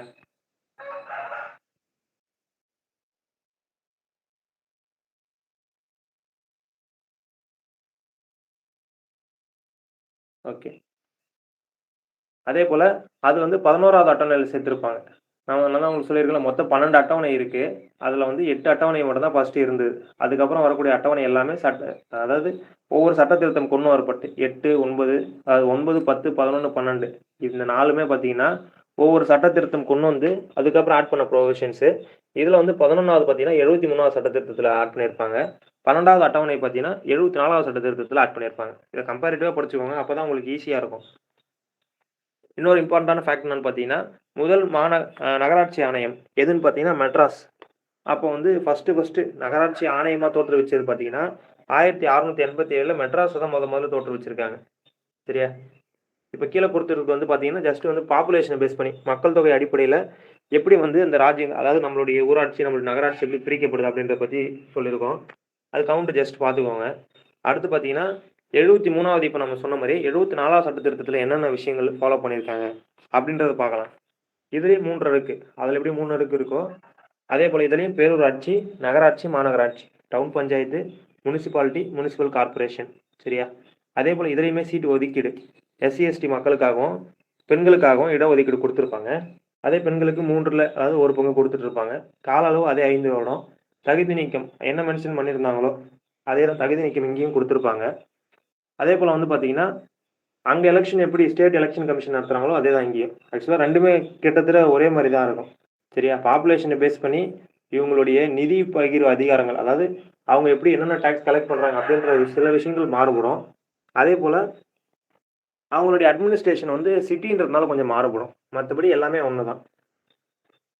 அதேபோல மாநில நிதி ஆணையம் இருக்கு பார்த்தீங்களா? இவங்க தான் வந்து மேற்பார்வை பண்ணுவாங்க. எத பார்த்தீங்கன்னா, இவங்களுக்கான வந்து டாக்ஸ் குடுக்குறது, அதேபோல நிதி பகிர்வு எல்லாத்தையுமே யார் பார்த்துப்பாங்கன்னு பார்த்தீங்கன்னா, நிதி ஆணையம் பார்த்துப்பாங்க. அதேபோல வார்டு கமிட்டின்னு சொல்லுவாங்க. சரியா? இப்போ ஒரு பிளேஸ்ல வந்து பார்த்தீங்கன்னா, ஒரு ஒரு தெருக்குள்ள வந்து என்ன பண்ணுவாங்க, வார்டா பிரிச்சிருப்பாங்க. சரியா? அப்ப நெறைய வார்டுகள் ஒரு இடத்துல இருந்ததுன்னா, அதுக்கு தனியா வார்ட் கமிட்டி போட்டு, அந்த வார்ட் கமிட்டிக்கு தனியா ஒரு ஹெட் இருப்பாங்க. சரியா? கவுன்சிலர்லாம் சொல்லுவாங்க பார்த்தீங்களா? இந்த மாரியான குழுக்களுக்கு அவங்க வந்து தலைவரா இருப்பாங்க. அவங்கள தான் வந்து கவுன்சிலர்ன்னு சொல்லுவாங்க. அடுத்து என்னென்ன சரத்து அத பத்தி சொல்லுது? நம்ம 243 அதுலருந்து ஓ வரைக்கும் பார்த்தோம். இப்ப பிலருந்து இசட்ஏ வரைக்கும் பார்ப்போம். ஃபர்ஸ்ட்டு நகராட்சி. அதோடைய டெஃபினிஷன் சொல்றது பார்த்தீங்கன்னா, 243 பி சொல்லும். அடுத்து 243 கியூ வந்து நகர்பாலிகா தோற்றுவித்தல். எப்படி வந்து அங்க அரசியலமைப்பு அதாவது ஆ வில்லேஜ் பஞ்சாயத்து எப்படி தோற்றுவிச்சாங்களோ, அத வந்து 243 ஏல சொல்லியிருப்பாங்கங்க. இங்க 243 கியூல சொல்றாங்க. அதேபோல 243 ஆர் வந்து எத்தன கவுண்ட் இருக்கணும்? எத் ஆ எப்படி அந்த இது இருக்கணும், ஸ்ட்ரக்சர் இருக்கணும், ஃபங்ஷன் ஆகுறது அப்படின்றத பத்தி சொல்லும். அதேபோல 243 எஸ்ன்றது வார்டு குழு. நெறைய தெருக்கள வந்து வார்டா பிரிச்சு, அந்த வார்டுகளுக்கு வந்து ஒவ்வொரு குழு அமைச்சு அதுக்கு ஒரு தலைவர் இருப்பாங்க. அது வந்து சொல்றது 243 எஸ். 243 டி வந்து ஒதுக்கீடு. இடஒதுக்கீடு அந்த சீட் குடுக்குறாங்க பார்த்தீங்களா? SC, ST, women. இடஒதுக்கீடுனாலே இந்த 3 விஷயம் தான் உங்களுக்கு ஞாபகத்துக்கு வரணும். அதேபோல 243 வி தகுதி நீக்கம். அ என்னென்ன விஷயத்தினால தகுதி நீக்கம் பண்ணலாம் அப்படின்னு டிஸ்குவாலிஃபிகேஷன பத்தி சொல்றது. அதேபோல 243 டபிள்யூ. சரியா? 243 டபிள்யூன்றது அவங்களுக்கான அதிகாரம் பத்தி சொல்றது. 243 எக்ஸ். அது வந்து எத பத்தி சொல்லுதுன்னா, வரி விதிப்பு அதிகாரம். அவங்களுக்கான வரிய வந்து அவங்களே விதிச்சுக்க முடியும் அப்படின்றத பத்தி சொல்றது. அதேபோல 243 ஒய் நிதிக்குழு. ஸ்டேட் ஃபினான்ஸ் கமிஷன் தான் வந்து இவங்களுக்கான வரிய குடுக்குறது. 243 இசட் கணக்கு சரிபார்ப்பு. சோசியல் ஆடிட் நம்ம பார்த்தோம்ல நம்ம கிராம சுவராஜ்யத்துல. அதேதான். எல்லாமே பாருங்க சிமிலரா தான் இருக்கும். நீங்க 2த்தையுமே பார்த்தீங்கன்னா, ஒரு டேபுலர் காலம் மட்டும் போட்டு, இது 2த்தையுமே இந்த சைடு லெஃப்ட் சைடுல வந்து வில்லேஜையும் போட்டு, ரைட் சைடுல சிட்டியும் போட்டு நீங்க 2த்தையும் கம்பேர் பண்ணி பார்த்தீங்கன்னா, ஒரே ப்ரொவிஷன்ஸ் தான் எல்லாத்துலயுமே குடுத்திருப்பான். சரிங்களா? அதுவும் இல்லாம இப்ப நம்ம இடஒதுக்கீடு இந்த 243 டில பார்த்தோம் பார்த்தீங்களா? இந்த எஸ்சி, எஸ்டி, விமன் ரிசர்வேஷன் குடுத்துருந்தோம் அப்படின்னு சொல்லிட்டு. இத வந்து கம்பல்சரியா குடுத்துருப்பாங்க. அதாவது கட்டாய ப்ரொவிஷன்ஸ்ல குடுத்துட்டு, இன்னும் நான் வாலண்டரி ப்ரொவிஷன் சொன்னேன் பார்த்தீங்களா? கட்டாயம் இல்லாத ப்ரொவிஷன்ஸ். அதுல வந்து பார்த்தீங்கன்னா, அதர் கம்யூனிட்டீஸ் இருக்காங்க அப்படின்ற பட்சத்துல, இப்ப பிசி கம்யூனிட்டி அந்த மாரிலாம் இருக்காங்க அப்படின்ற பட்சத்துல, அவங்களுக்கான உள் இடஒதுக்கீடு தேவைப்பட்டுச்சு அப்படின்னா, அவங்க வந்து வில்லேஜ் பஞ்சாயத்துலயோ, இல்ல நகர் பஞ்சாயத்துலயோ வந்து அந்த மாரி ப்ரொவிஷன்ஸ கொண்டு வர முடியும். அந்த மாரியான விஷயங்களும் இருக்கு. ஆனா, அத வந்து இப்போ வந்து கம்பல்சரியா ஃபாலோ பண்ணப்படல. அத வந்து இப்ப இதுவா ஆப்ஷனலா தான் வச்சிருக்காங்க. சரிங்களா? ஓகே. அந்த சரத்துகள் வந்து இப்ப வில்லேஜ் பஞ்சாயத்துக்கு முடிஞ்சது. அதேபோல நகர்ப்புற பஞ்சாயத்துக்கு முடிஞ்சது. இன்னொரு முக்கியமான விஷயம் என்னன்னு பார்த்தீங்கன்னா, இப்ப நான் சொல்லியிருந்தேன். 3 அடுக்கு முறை வந்து கம்பல்சரியா ஃபாலோ பண்ணணுன்றது 74வது சட்ட திருத்தத்தில குடுத்துருக்காங்க அப்படின்றத. ஆனா வந்து நம்மளுடைய நகர்ப்புற அரசாங்கங்கள் வந்து பார்த்தீங்கன்னா, ஜெனரலா வந்து 8 அடுக்கு முறையில கொண்டு இருக்கு. சரிங்களா? 8 அடுக்கு முறை கொண்டு வந்திருக்காங்க. அந்த நம்ம சொன்ன 3 வந்து இதுக்குள்ளயே வந்துரும். என்னென்னன்னு பார்த்தீங்கன்னா, ஃபர்ஸ்ட்டு நகராட்சி ஆணையம். முனிசிபல் கார்ப்பரேஷன் சொல்லுவாங்க. பாப்புலேஷன் 10 லட்சத்துக்கு மேல இருக்கும் இதுல. 2வது பார்த்தீங்கன்னா நகராட்சி. நகராட்சி வந்து பார்த்தீங்கன்னா, அதோடைய பாப்புலேஷன் வந்து மேக்ஸிமமா எவ்வளோ இருக்கும் அப்படின்னு பார்த்தீங்கன்னா, மினிமமா எவ்வளோ இருக்குன்னு பார்த்தீங்கன்னா, 1 லட்சத்துக்கு மேல தான் இருக்கும். சரியா? அதுக்கு அடுத்து பார்த்தீங்கன்னா, நோட்டிஃபைடு ஏரியா கமிட்டின்னு சொல்லுவாங்க. நோட்டிஃபைடு ஏரியா கமிட்டின்றது பார்த்தீங்கன்னா, இந்த இண்டஸ்ட்ரியல் ஏரியா இருக்குல்ல, இந்த நகரமயமாக்கப்பட்டு அங்க இண்டஸ்ட்ரீஸ் நெறையா ஃபார்ம் பண்ணியிருப்பாங்க. இந்த மாரியான பிளேஸஸ்ல பக்கத்துல இருக்கக்கூடிய அந்த ஏரியா எல்லாத்தையுமே குறிக்கிறது நோட்டிஃபைடு ஏரியா கமிட்டி. அடுத்து டவுன் ஏரியா கமிட்டி. டவுன் ஏரியான்றது ஸ்மால் டவுன். இப்ப நான் சொன்னேன்ல, ஒரு 10,000த்துக்கு மேல மக்கள் தொகை இருந்தது அப்படின்னா, அது டவுன குறிக்கும். அப்படின்னு சொல்லப்படுறது வந்து டவுன் ஏரியா கமிட்டி. அடுத்து கன்டான்மென்ட் சொல்லுவாங்க. 5வது வந்து கன்டான்மென்ட் வாரியம். சரியா? கன்டான்மென்ட்ன்றது ஒண்ணும் கிடையாது. நம்மளுடைய ஆர்மி, டிஃபென்ஸ் இந்த மாதிரியான ஆ சில இது இருக்கும்ல, பீப்பிள் இருப்பாங்கல்ல, டிஃபென்ஸ் பீப்பிள் இருப்பாங்கல்ல, அவங்களுடைய ஃபேமிலி தங்குறதுக்கான அந்த ஏரியா இருக்கு பாருங்க. இந்த ஹவுசிங் போர்டு அந்த மாதிரிலாம் சொல்லுவாங்கல்ல, அவங்க தங்குறதுக்கு. அத பத்தி சொல்றது பார்த்தீங்கன்னா, கன்டான்மென்ட் வாரியம். சரிங்களா? அதே போல டவுன்ஷிப், போர்ட் ட்ரஸ்ட், சிறப்பு நோக்க நிறுவனம் சொல்லுவாங்க. இதெல்லாம் என்னன்னு பார்த்தீங்கன்னா, போர்ட் ட்ரஸ்ட்லாம் பார்த்தீங்கன்னா, இந்த கடலோரத்துல இருப்பாங்கல்ல மக்கள், அவங்க இருக்கிறதுக்கான ஒரு அமைப்பு. அதாவது இது எப்படி சொல்லிட்டாங்க அப்படின்னா, 3 அடுக்கு முறைய வந்து கம்பல்சரியா குடுத்துட்டு, அந்த 3 அடுக்கு முறையிலேயே வந்து இன்னும் கொஞ்சம் சில ப்ரொவிஷன்ஸ் இவங்கலாம் இந்த இந்த இடத்துல வந்து அவங்களுக்கு தனியா அங்கீகாரம் குடுத்துறணும். இப்ப வந்து போர்ட் ட்ரஸ்ட் கடல் வாழ் மக்களுக்கு அவங்க மேக்ஸிமம் கோஸ்டல் ஏரியால இருக்கிறதுனால, அவங்களுக்கு வந்து போர்ட் பக்கத்துல, துறைமுகம் பக்கத்திலேயே குடுத்துறணும். அப்படின்ற ப்ரொவிஷன்ஸ் எக்ஸ்ட்ராவா ஆட் பண்ணி, மொத்தம் 8 அடுக்கு முறையில வந்து ஃபாலோ பண்ணிக்கிட்டு இருக்காங்க. சரியா? அந்த 8 அடுக்குமுறை வந்து ஒவ்வொன்னா இதுல மென்ஷன் பண்ணியிருப்பாங்க. ஃபர்ஸ்ட் முனிசிபல் கார்ப்பரேஷன் பார்த்தீங்கன்னா, பெரிய பெரிய சிட்டி என்னென்னு பார்த்தீங்கன்னா, பெங்களூரு, டெல்லி, மும்பை, கொல்கத்தா, சென்னை இந்த மாரி பெரிய பெரிய முனிசிபல் கார்ப்பரேஷன் அதாவது பாப்புலேஷன் மக்கள் தொகை அதிகமா இருக்க இடத்துல இத ஃபாலோ பண்றாங்க. 2வது பார்த்தீங்கன்னா நகராட்சி. நகராட்சின்றது அத விட கொஞ்சம் கம்மி. அதாவது 10 லட்சத்துக்கு உள்ள இருக்கும். 1 லட்சத்துக்கு மேல இருக்கும். இதோடைய மக்கள் தொகை பார்த்தீங்கன்னா. சரியா? இது மெயினான வந்து ரீசனே வந்து பார்த்தீங்கன்னா, மக்கள் தொகை அடிப்படையில தான் பிரிப்பாங்க. அதேபோல அவங்களுக்கான டாக்ஸ் இப்ப மக்கள் தொகை அதிகமா இருக்க இடத்துல வந்து டாக்ஸ் அதிகமா கலெக்ட் பண்ணுவாங்க. கம்மியா இருக்க இடத்துல கொஞ்சம் டாக்ஸ் கம்மியா இருக்கும். இந்த 2 ப்ரொவிஷன்ஸ் தான் முக்கியமா வந்து அத ஃபாலோ பண்ணிக்கிட்டு இருக்காங்க. அடுத்து வந்து அறிவிக்கப்பட்ட பகுதி குழு. நோட்டிஃபைட் ஏரியா கமிட்டி சொன்னேன்ல. இந்த இண்டஸ்ட்ரியல் ஏரியா பக்கத்திலேயே இருக்கும் அப்படின்றது. வேகமா நகரமயமாவதில்ல. இப்ப நெறைய பிளேஸஸ் வந்து பார்த்தீங்கன்னா, திடீர்னு ஒரு 2, 3 வருஷத்துலயே வந்து ஒரு ரொம்ப பெரிய டெவலப்மெண்ட் இருக்கும். அந்த மாரியான விஷயங்கள்லாம் பார்த்தீங்கன்னா, அறிவிக்கப்பட்ட பகுதி குழு பிளேஸஸ்ல மென்ஷன் பண்ணிட்டு இருப்பாங்க. அடுத்து town area committee. Town area தான் ஒண்ணும் கிடையாது. நம்மளுடைய டவுன் இருக்குல்ல, அதாவது கிராமங்கள்ல இருந்து டவுனா கன்வெர்ட் ஆகும். அதாவது டெவலப் ஆகும். டெவலப் ஆயிட்டு இண்டஸ்ட்ரியலைஸ் ஆயிட்டு, அது டெவலப் ஆகுற ஸ்டேஜ்ல இருக்கக்கூடிய இந்த பிளேஸஸ், அதாவது 10,000 மக்கள் தொகைக்கு மேல இருக்கக்கூடிய பிளேஸஸ டவுன் ஏரியா கமிட்டின்னு அறிவிச்சு, அவங்களுக்கு சிறப்பு ப்ரொவிஷன்ஸ்லாம் குடுத்துருப்பாங்க. சரியா? அடுத்து கன்டான்மென்ட் வாரியம். இப்ப நான் சொன்னேன் பார்த்தீங்களா? மத்திய அரசால உருவாக்கப்பட்டு நடத்தப்படும். எதுக்காகன்னு பார்த்தீங்கன்னா, இந்த டிஃபென்ஸ்ல இருக்காங்க பார்த்தீங்களா? ஆர்மி இந்த மாரியான இருக்கக்கூடிய அந்த பீப்பிளுக்காக கொண்டு வரப்பட்டது தான் கன்டான்மென்ட் வாரியம். அடுத்து டவுன்ஷிப். ஆலைக்கு அருகில் நிறுவப்பட்ட காலனிகளில் வசிக்கும் ஊழியர்கள் மற்றும் தொழிலாளர்கள். அது ஒண்ணும் கிடையாது. லேபரர்ஸ் இருக்காங்க பார்த்தீங்களா? லேபரர்ஸ், ஒர்க்கர்ஸ் அந்த இண்டஸ்ட்ரீஸ்ல ஒர்க் பண்றவங்க, அவங்க தங்குறதுக்காக அவங்களுக்கு பக்கத்துல டவுன்ஷிப் குடுத்துருப்பாங்க. சரியா? அடுத்து போர்ட் ட்ரஸ்ட். இந்த மும்பை, சென்னை, கொல்கத்தா இது மாரி வந்து போர்ட் அதாவது துறைமுக நகரங்கள்ல அங்க வசிக்கக்கூடிய மக்கள் சொல்லியிருப்பாங்க. பகுதிகளில் துறைமுக அறக்கட்டளைகள் நிறுவப்பட்டுள்ளன. இந்த துறைமுகத்தை நிர்வகிக்கிறது மற்றும் கவனித்துக் கொள்கிறது. அதாவது அந்த துறைமுகத்தை ஃபுல்லாவே இதுதான் கண்ட்ரோலிங் அத்தாரிட்டியா எடுத்துக்கும்.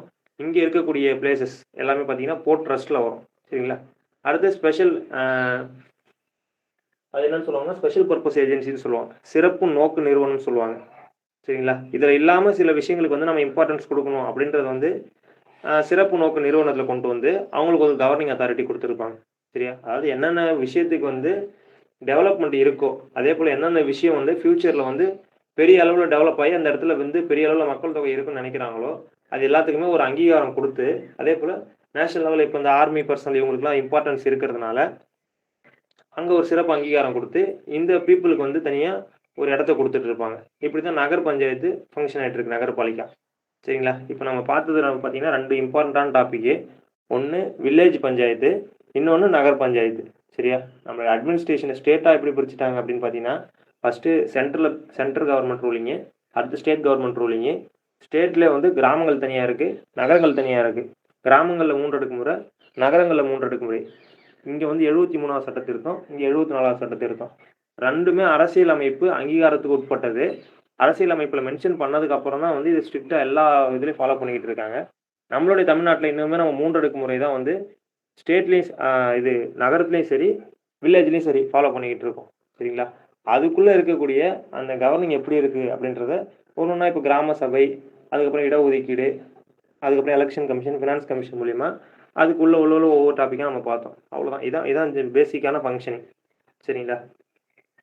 இப்போ மத்திய மாநில அரசு உறவுகள், சென்ட்ரல் ஸ்டேட் ரிலேஷனை பற்றி பார்க்க போகிறோம். சரியா? நம்ம சென்டருக்கும் ஸ்டேட்டுக்கும் ப்ராப்ளம்னு பார்த்தீங்கன்னா எல்லா விஷயத்துலையுமே ப்ராப்ளம் இருக்குது. நம்ம ஜிஎஸ்டி கலெக்ஷன்லேருந்து, அதே போல் நமக்கு எலெக்ஷன் நடத்துறதுலேருந்து, சரிங்களா? நமக்கு வந்து எஜுகேஷனில் வந்து அவங்க ரூல் போடுறது, இப்போ நீட்லாம் வந்து இஷ்யூ இருக்குது பார்த்தீங்களா? அதே மாதிரி எந்தெந்த விஷயத்தில் வந்து அவங்க நமக்கு வந்து ரூலிங் பண்ணுறாங்களோ அது நம்மளால் ஒத்துக்க முடியல அப்படின்ற பட்சத்தில் 2 பேருக்கும் வந்து ரொம்ப வாக்குவாதம், அதாவது நிறைய பிரச்சனை போயிட்டுருக்கு. இப்போ சிஎம் கவர்னர் இஷ்யூலாம் போயிட்டுருக்கு பார்த்தீங்களா? இன்னொன்று என்னன்னு பார்த்தீங்கன்னா, நம்மளுடைய மாநில சட்டமன்றத்தில் நம்ம ஒரு சட்டம் மேக் பண்ணுறோம் அப்படின்னா நம்ம வந்து ரெசல்யூஷன் பாஸ் பண்ணுவோம். சரிங்களா? அதை வந்து கடைசியாக என்ன பண்ணுவார், கவர்னர் கையெழுத்து போட மாட்டார். ஏன் கவர்னர் கையெழுத்து போட மாட்டாங்க, ஆளுநர் ஏன் கையெழுத்து போட மாட்டார் அப்படின்னு பார்த்தீங்கன்னா, ஆளுநர் வந்து பிரசிடென்ட், நம்மளுடைய குடியரசுத் தலைவரால் நியமிக்கப்படுவாங்க. சரியா? அப்படி வரவங்க வந்து பார்த்தீங்கன்னா சில பேர் வந்து சென்ட்ரல் கவர்மெண்ட்டுக்கு, மத்திய அரசுக்கு வந்து ஃபேவராக இருக்காங்க அப்படின்ற ஒரு குற்றச்சாட்டுகளும் இருக்குது. அவங்க வந்து மாநில அரசுகளுக்கு வந்து அவங்க சரியான விஷயத்தை எங்களை வந்து ஃபங்க்ஷன் பண்ண விட மாட்டாங்க அப்படின்ற சில பிரச்சனைகளும் இருக்குது. சரியா? இது எல்லாத்த பற்றி நம்ம வந்து இப்போ இந்த மத்திய மாநில உறவுகளை பார்ப்போம். ஃபஸ்ட்டு வந்து சென்ட்ரல் ஸ்டேட் ரிலேஷனில் பார்த்தீங்கன்னா என்னென்ன அவங்களுக்கான ரிலேஷன் உறவுகள் இருக்குன்னு பார்த்தீங்கன்னா, சட்டம் இயற்றுதல். சரியா? நம்மளும் வந்து சட்டம் மேக் பண்ணுறோம், அவங்களும் மேக் பண்ணுறோம்.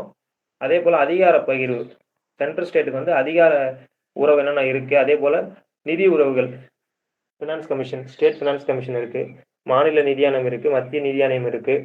இவங்க 2 பேருக்கு என்ன ரிலேஷனு, எந்தெந்த விஷயத்தில் நம்மளுக்கு கிளாஷ் வருது அப்படின்றது எல்லாத்தையுமே கீழே பார்க்கலாம். இப்போ நம்மளுடைய சரத்துக்கள் 245லேருந்து 255 வரைக்கும் சட்டம் இயற்றுதல், அதாவது லெஜிஸ்லேட்டிவ் ஃபங்க்ஷன் சொல்லுவாங்க. சென்ட்ரல் ஸ்டேட்டுக்குள்ள ரிலேஷனை வந்து 3ஆக பிரித்து, ஒன்று சட்டம் இயற்றுதலில் வந்துடும் லெஜிஸ்லேட்டிவ் ரிலேஷனில், ஒன்று அட்மினிஸ்ட்ரேட்டிவ் ரிலேஷனில் வந்துடும். அது 256லேருந்து 263 வரைக்கும். 3வது இருக்கிறது பார்த்தீங்கன்னா நிதி அதிகாரம், ஃபினான்ஷியல் ரிலேஷன் சொல்லுவாங்க. 268லேருந்து 291 வரைக்கும் அந்த ப்ரொவிஷன்ஸில் மென்ஷன் பண்ணியிருப்பாங்க.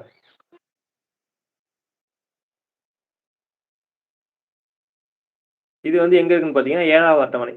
இப்போ நம்ம என்னென்ன அட்டவணை பார்த்துருக்கோம் பார்த்தீங்கன்னா, 11வது அட்டவணை கிராம சுராஜ்யத்துக்கு பார்த்தோம், 12வது அட்டவணை நகர சுராஜ்யத்துக்கு பார்த்தோம். சரியா? நகரப்பாலிக்காவுக்கு பார்த்தோம். இப்போ சென்ட்ரல் ஸ்டேட் ரிலேஷனுக்கு 7வது அட்டவணையை பற்றி பார்க்குறோம். சரியா? 7வது அட்டவணையில் தான் வந்து மத்திய மாநில மற்றும் பொதுப்பட்டியல். இந்த ரைட் சைடில் பார்த்தீங்கன்னா தெரியும், 1 2 3 போட்டு கொடுத்துருக்க பாருங்க. மத்திய மாநில பொதுப்பட்டியல் என்னன்னா, இப்போ சென்டருக்கு வந்து ஒரு சில ப்ரொவிஷன் கொடுத்துருப்பாங்க இந்த விஷயத்தில். இப்போ அக்ரிகல்ச்சர்னு பார்த்தீங்கன்னா சென்டர் மேக் பண்ணிக்கலாம் அப்படின்ற ப்ரொவிஷன் இருக்குது. இப்போ இதுவே கல்வி, எஜுகேஷன் பார்த்தீங்கன்னா கன்கரண்ட் லிஸ்ட்டு சொல்லுவாங்க. சென்டரும் சட்டம் மேக் பண்ணிக்கலாம், ஸ்டேட்டும் சட்டம் மேக் பண்ணிக்கலாம். நீட் இஷ்யூ அதில் தான் வந்து நம்மளுக்கு பெரிய பிரச்சனையாக போயிடுச்சு. சரியா? அதே போல் இந்த பொதுப்பட்டியலில் சென்ட்ரல் ஸ்டேட் ரெண்டுத்தையுமே பவர் கொடுத்துருந்தாலும் கடைசியாக ப்ராப்ளம்னு வரும்போது யார் சொல்கிறத எடுத்துப்பாங்கன்னு பார்த்தீங்கன்னா சென்டர். அவங்களுக்கு தான் வந்து லாஸ்ட்டு ஃபைனல் அத்தாரிட்டி. அதனால தான் வந்து ஸ்டேட்டுக்கு ஓரளவுக்கு மட்டும்தான் பவர் இருக்கும் பொதுப்பட்டியலில். சரியா? சில விஷயங்களில் மாநில பட்டியலில் நம்ம சட்டம் இயற்றினாலுமே அது மத்திய அரசால் நிராகரிக்கப்படும். சரிங்களா? இந்த மாதிரியான விஷயத்தினால தான் இன்னுமே அதில் ஒரு கிளாரிட்டி இல்லாமல் ப்ராப்ளம்ஸ் நிறையா போயிட்டுருக்கு. இப்போ இந்த 3 பட்டியல் தான் மெயினான பட்டியல். ஒவ்வொன்றுத்துக்கு கீழே பார்த்தீங்கன்னா ஒரு 20-30 டாபிக் இருக்கும். ஒரு போலீஸ் இருக்குது, இப்போ பிரிசன் இருக்குது. இப்போ போலீஸ் இருக்குதுன்னு பார்த்தீங்கன்னா போலீஸ் ஃபுல்லாகவே பார்த்தீங்கன்னா நம்மளுடைய மாநில பட்டியலில் வரும். நம்ம போலீஸ் சம்மந்தமான காவல் சம்மந்தமான எல்லா சட்டமும் நம்ம மேக் பண்ணிக்க முடியும். அதே போல் நம்மளுடைய ஜெயில் இருக்குது பார்த்தீங்களா, பிரிசன்ஸ் சொல்லுவாங்க, சிறைச்சாலை. இந்த மாதிரியான ப்ரொவிஷன்ஸ் வந்து மாநில பட்டியலில் தான் வரும். சரியா? மத்திய பட்டியலில் பார்த்தீங்கன்னா இந்த அணுமின் நிலையங்கள் இருக்குது பார்த்தீங்களா, அணுமின் நிலையம், அதுபோல் சில விஷயங்கள் வந்து மத்தியத்தில் மட்டும்தான் செய்ய முடியும். சரியா? அது மாதிரியான விஷயத்தில் சென்டர் மட்டும்தான் வந்து ரூலிங் அத்தாரிட்டியாக இருப்பாங்க. ஸ்பேஸு இந்த மாதிரியான விஷயங்களில். பொதுப்பட்டியல் ரெண்டுமே சம்மந்தப்பட்ட சில விஷயங்களை வந்து பொதுப்பட்டியலில் வந்து கொடுத்துட்டு அதில் வந்து நீங்கள் 2 பேருமே சேர்ந்து சட்டம் மேக் பண்ணிக்கோங்க அப்படின்னு சொல்லுவாங்க. உதாரணத்துக்கு வந்து பார்த்தீங்கன்னா கல்வி. சரியா? அடுத்து என்னென்ன நம்மளுக்கு பிரச்சனைலாம் வந்து இருக்குது அப்படின்னு பார்த்தீங்கன்னா, ஃபஸ்ட்டு சட்டம் மேக் பண்ணுறது. நம்ம சட்டம் இயற்றிட்டு மாநில அரசில் கவர்னர் ஒப்புதல் கொடுக்க மாட்டார் 1. 2வது பார்த்தீங்கன்னா கவர்னர் நியமனம். குடியரசுத் தலைவர் மட்டும்தான் கவர்னர் நியமனம் பண்ணுறாங்க. எந்த பேஸில் நியமனம் பண்ணுறாங்க, எந்த ஸ்டேட்டில் நியமனம் பண்ணோம் அப்படின்றது வந்து அரசியல் ஒரு ஒரு ஒரு இன்ஃப்ளூயன்ஸாக பண்ணுது.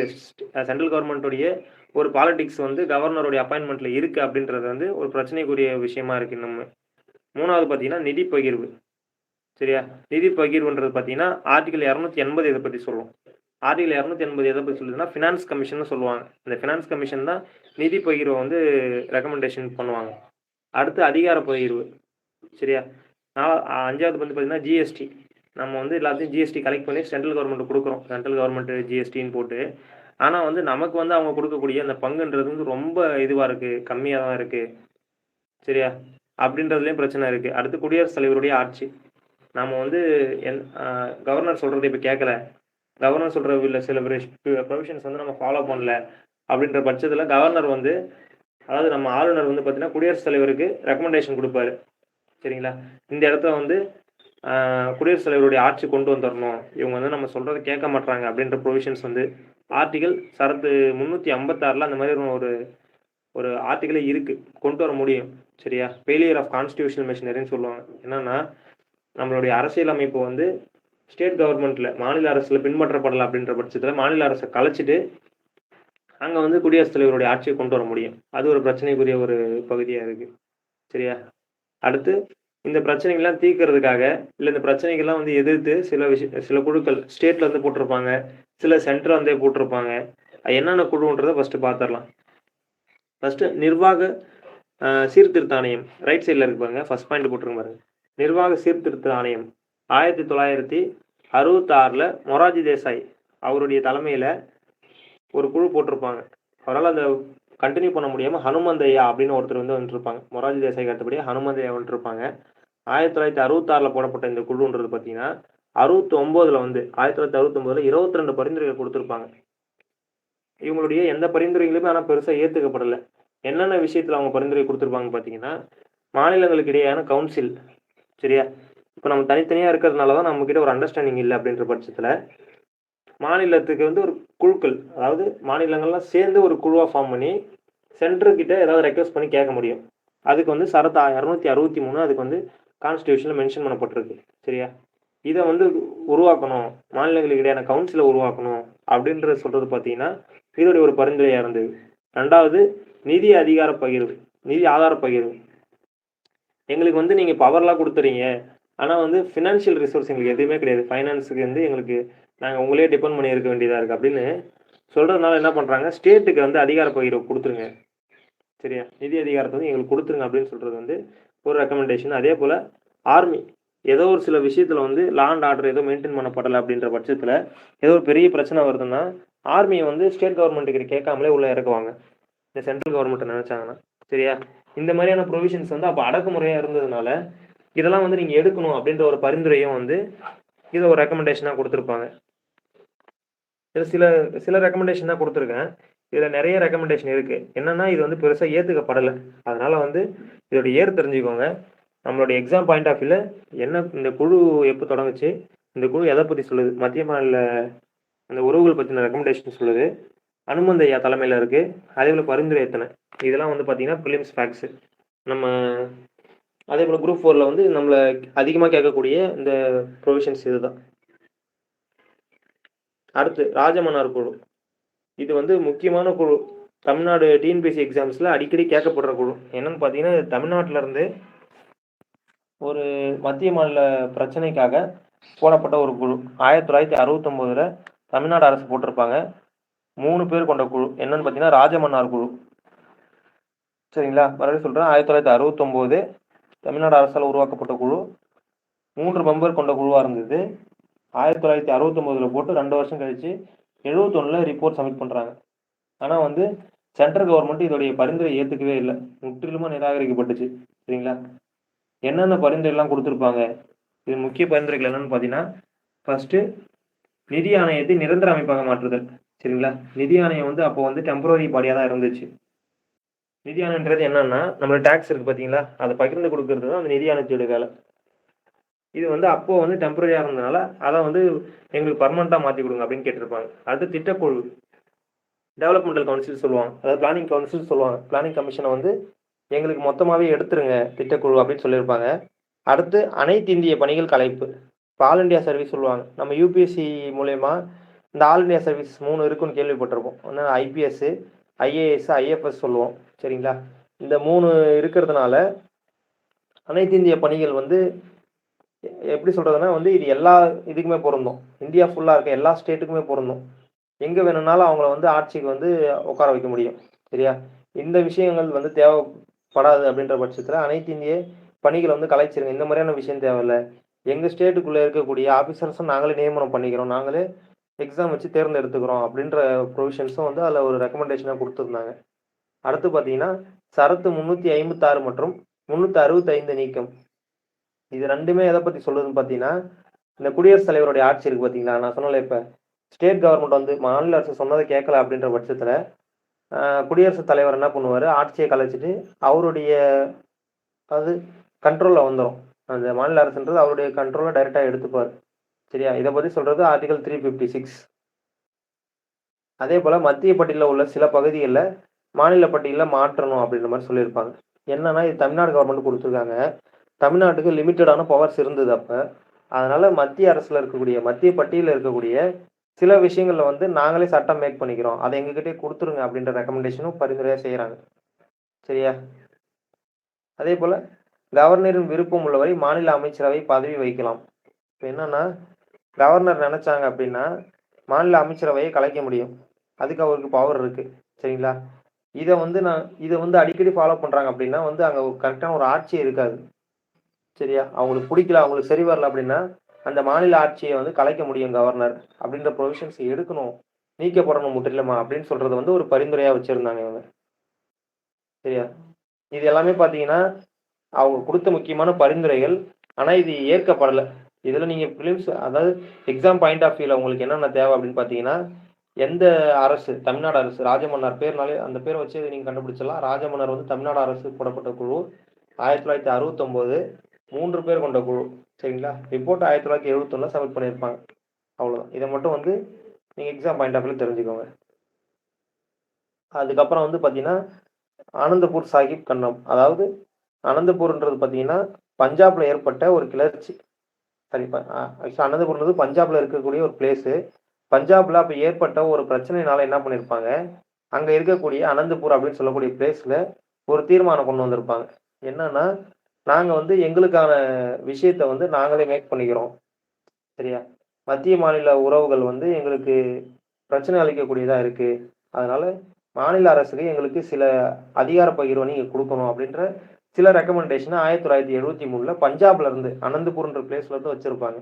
சரியா? இதுதான் வந்து பார்த்தீங்கன்னா, அனந்தபூர் சாஹிப் கண்டனம். அடுத்து வெஸ்ட் பெங்கால் மெமோரண்டம். இது எல்லாமே பார்த்தீங்கன்னா, உங்களுக்கே தெரியும். இப்ப நம்ம தமிழ்நாடு முன்னாடி பார்த்தோம். இப்ப பஞ்சாப். அதுக்கு அடுத்து பார்த்தீங்கன்னா, வெஸ்ட் பெங்கால், மேற்கு வங்காளம்.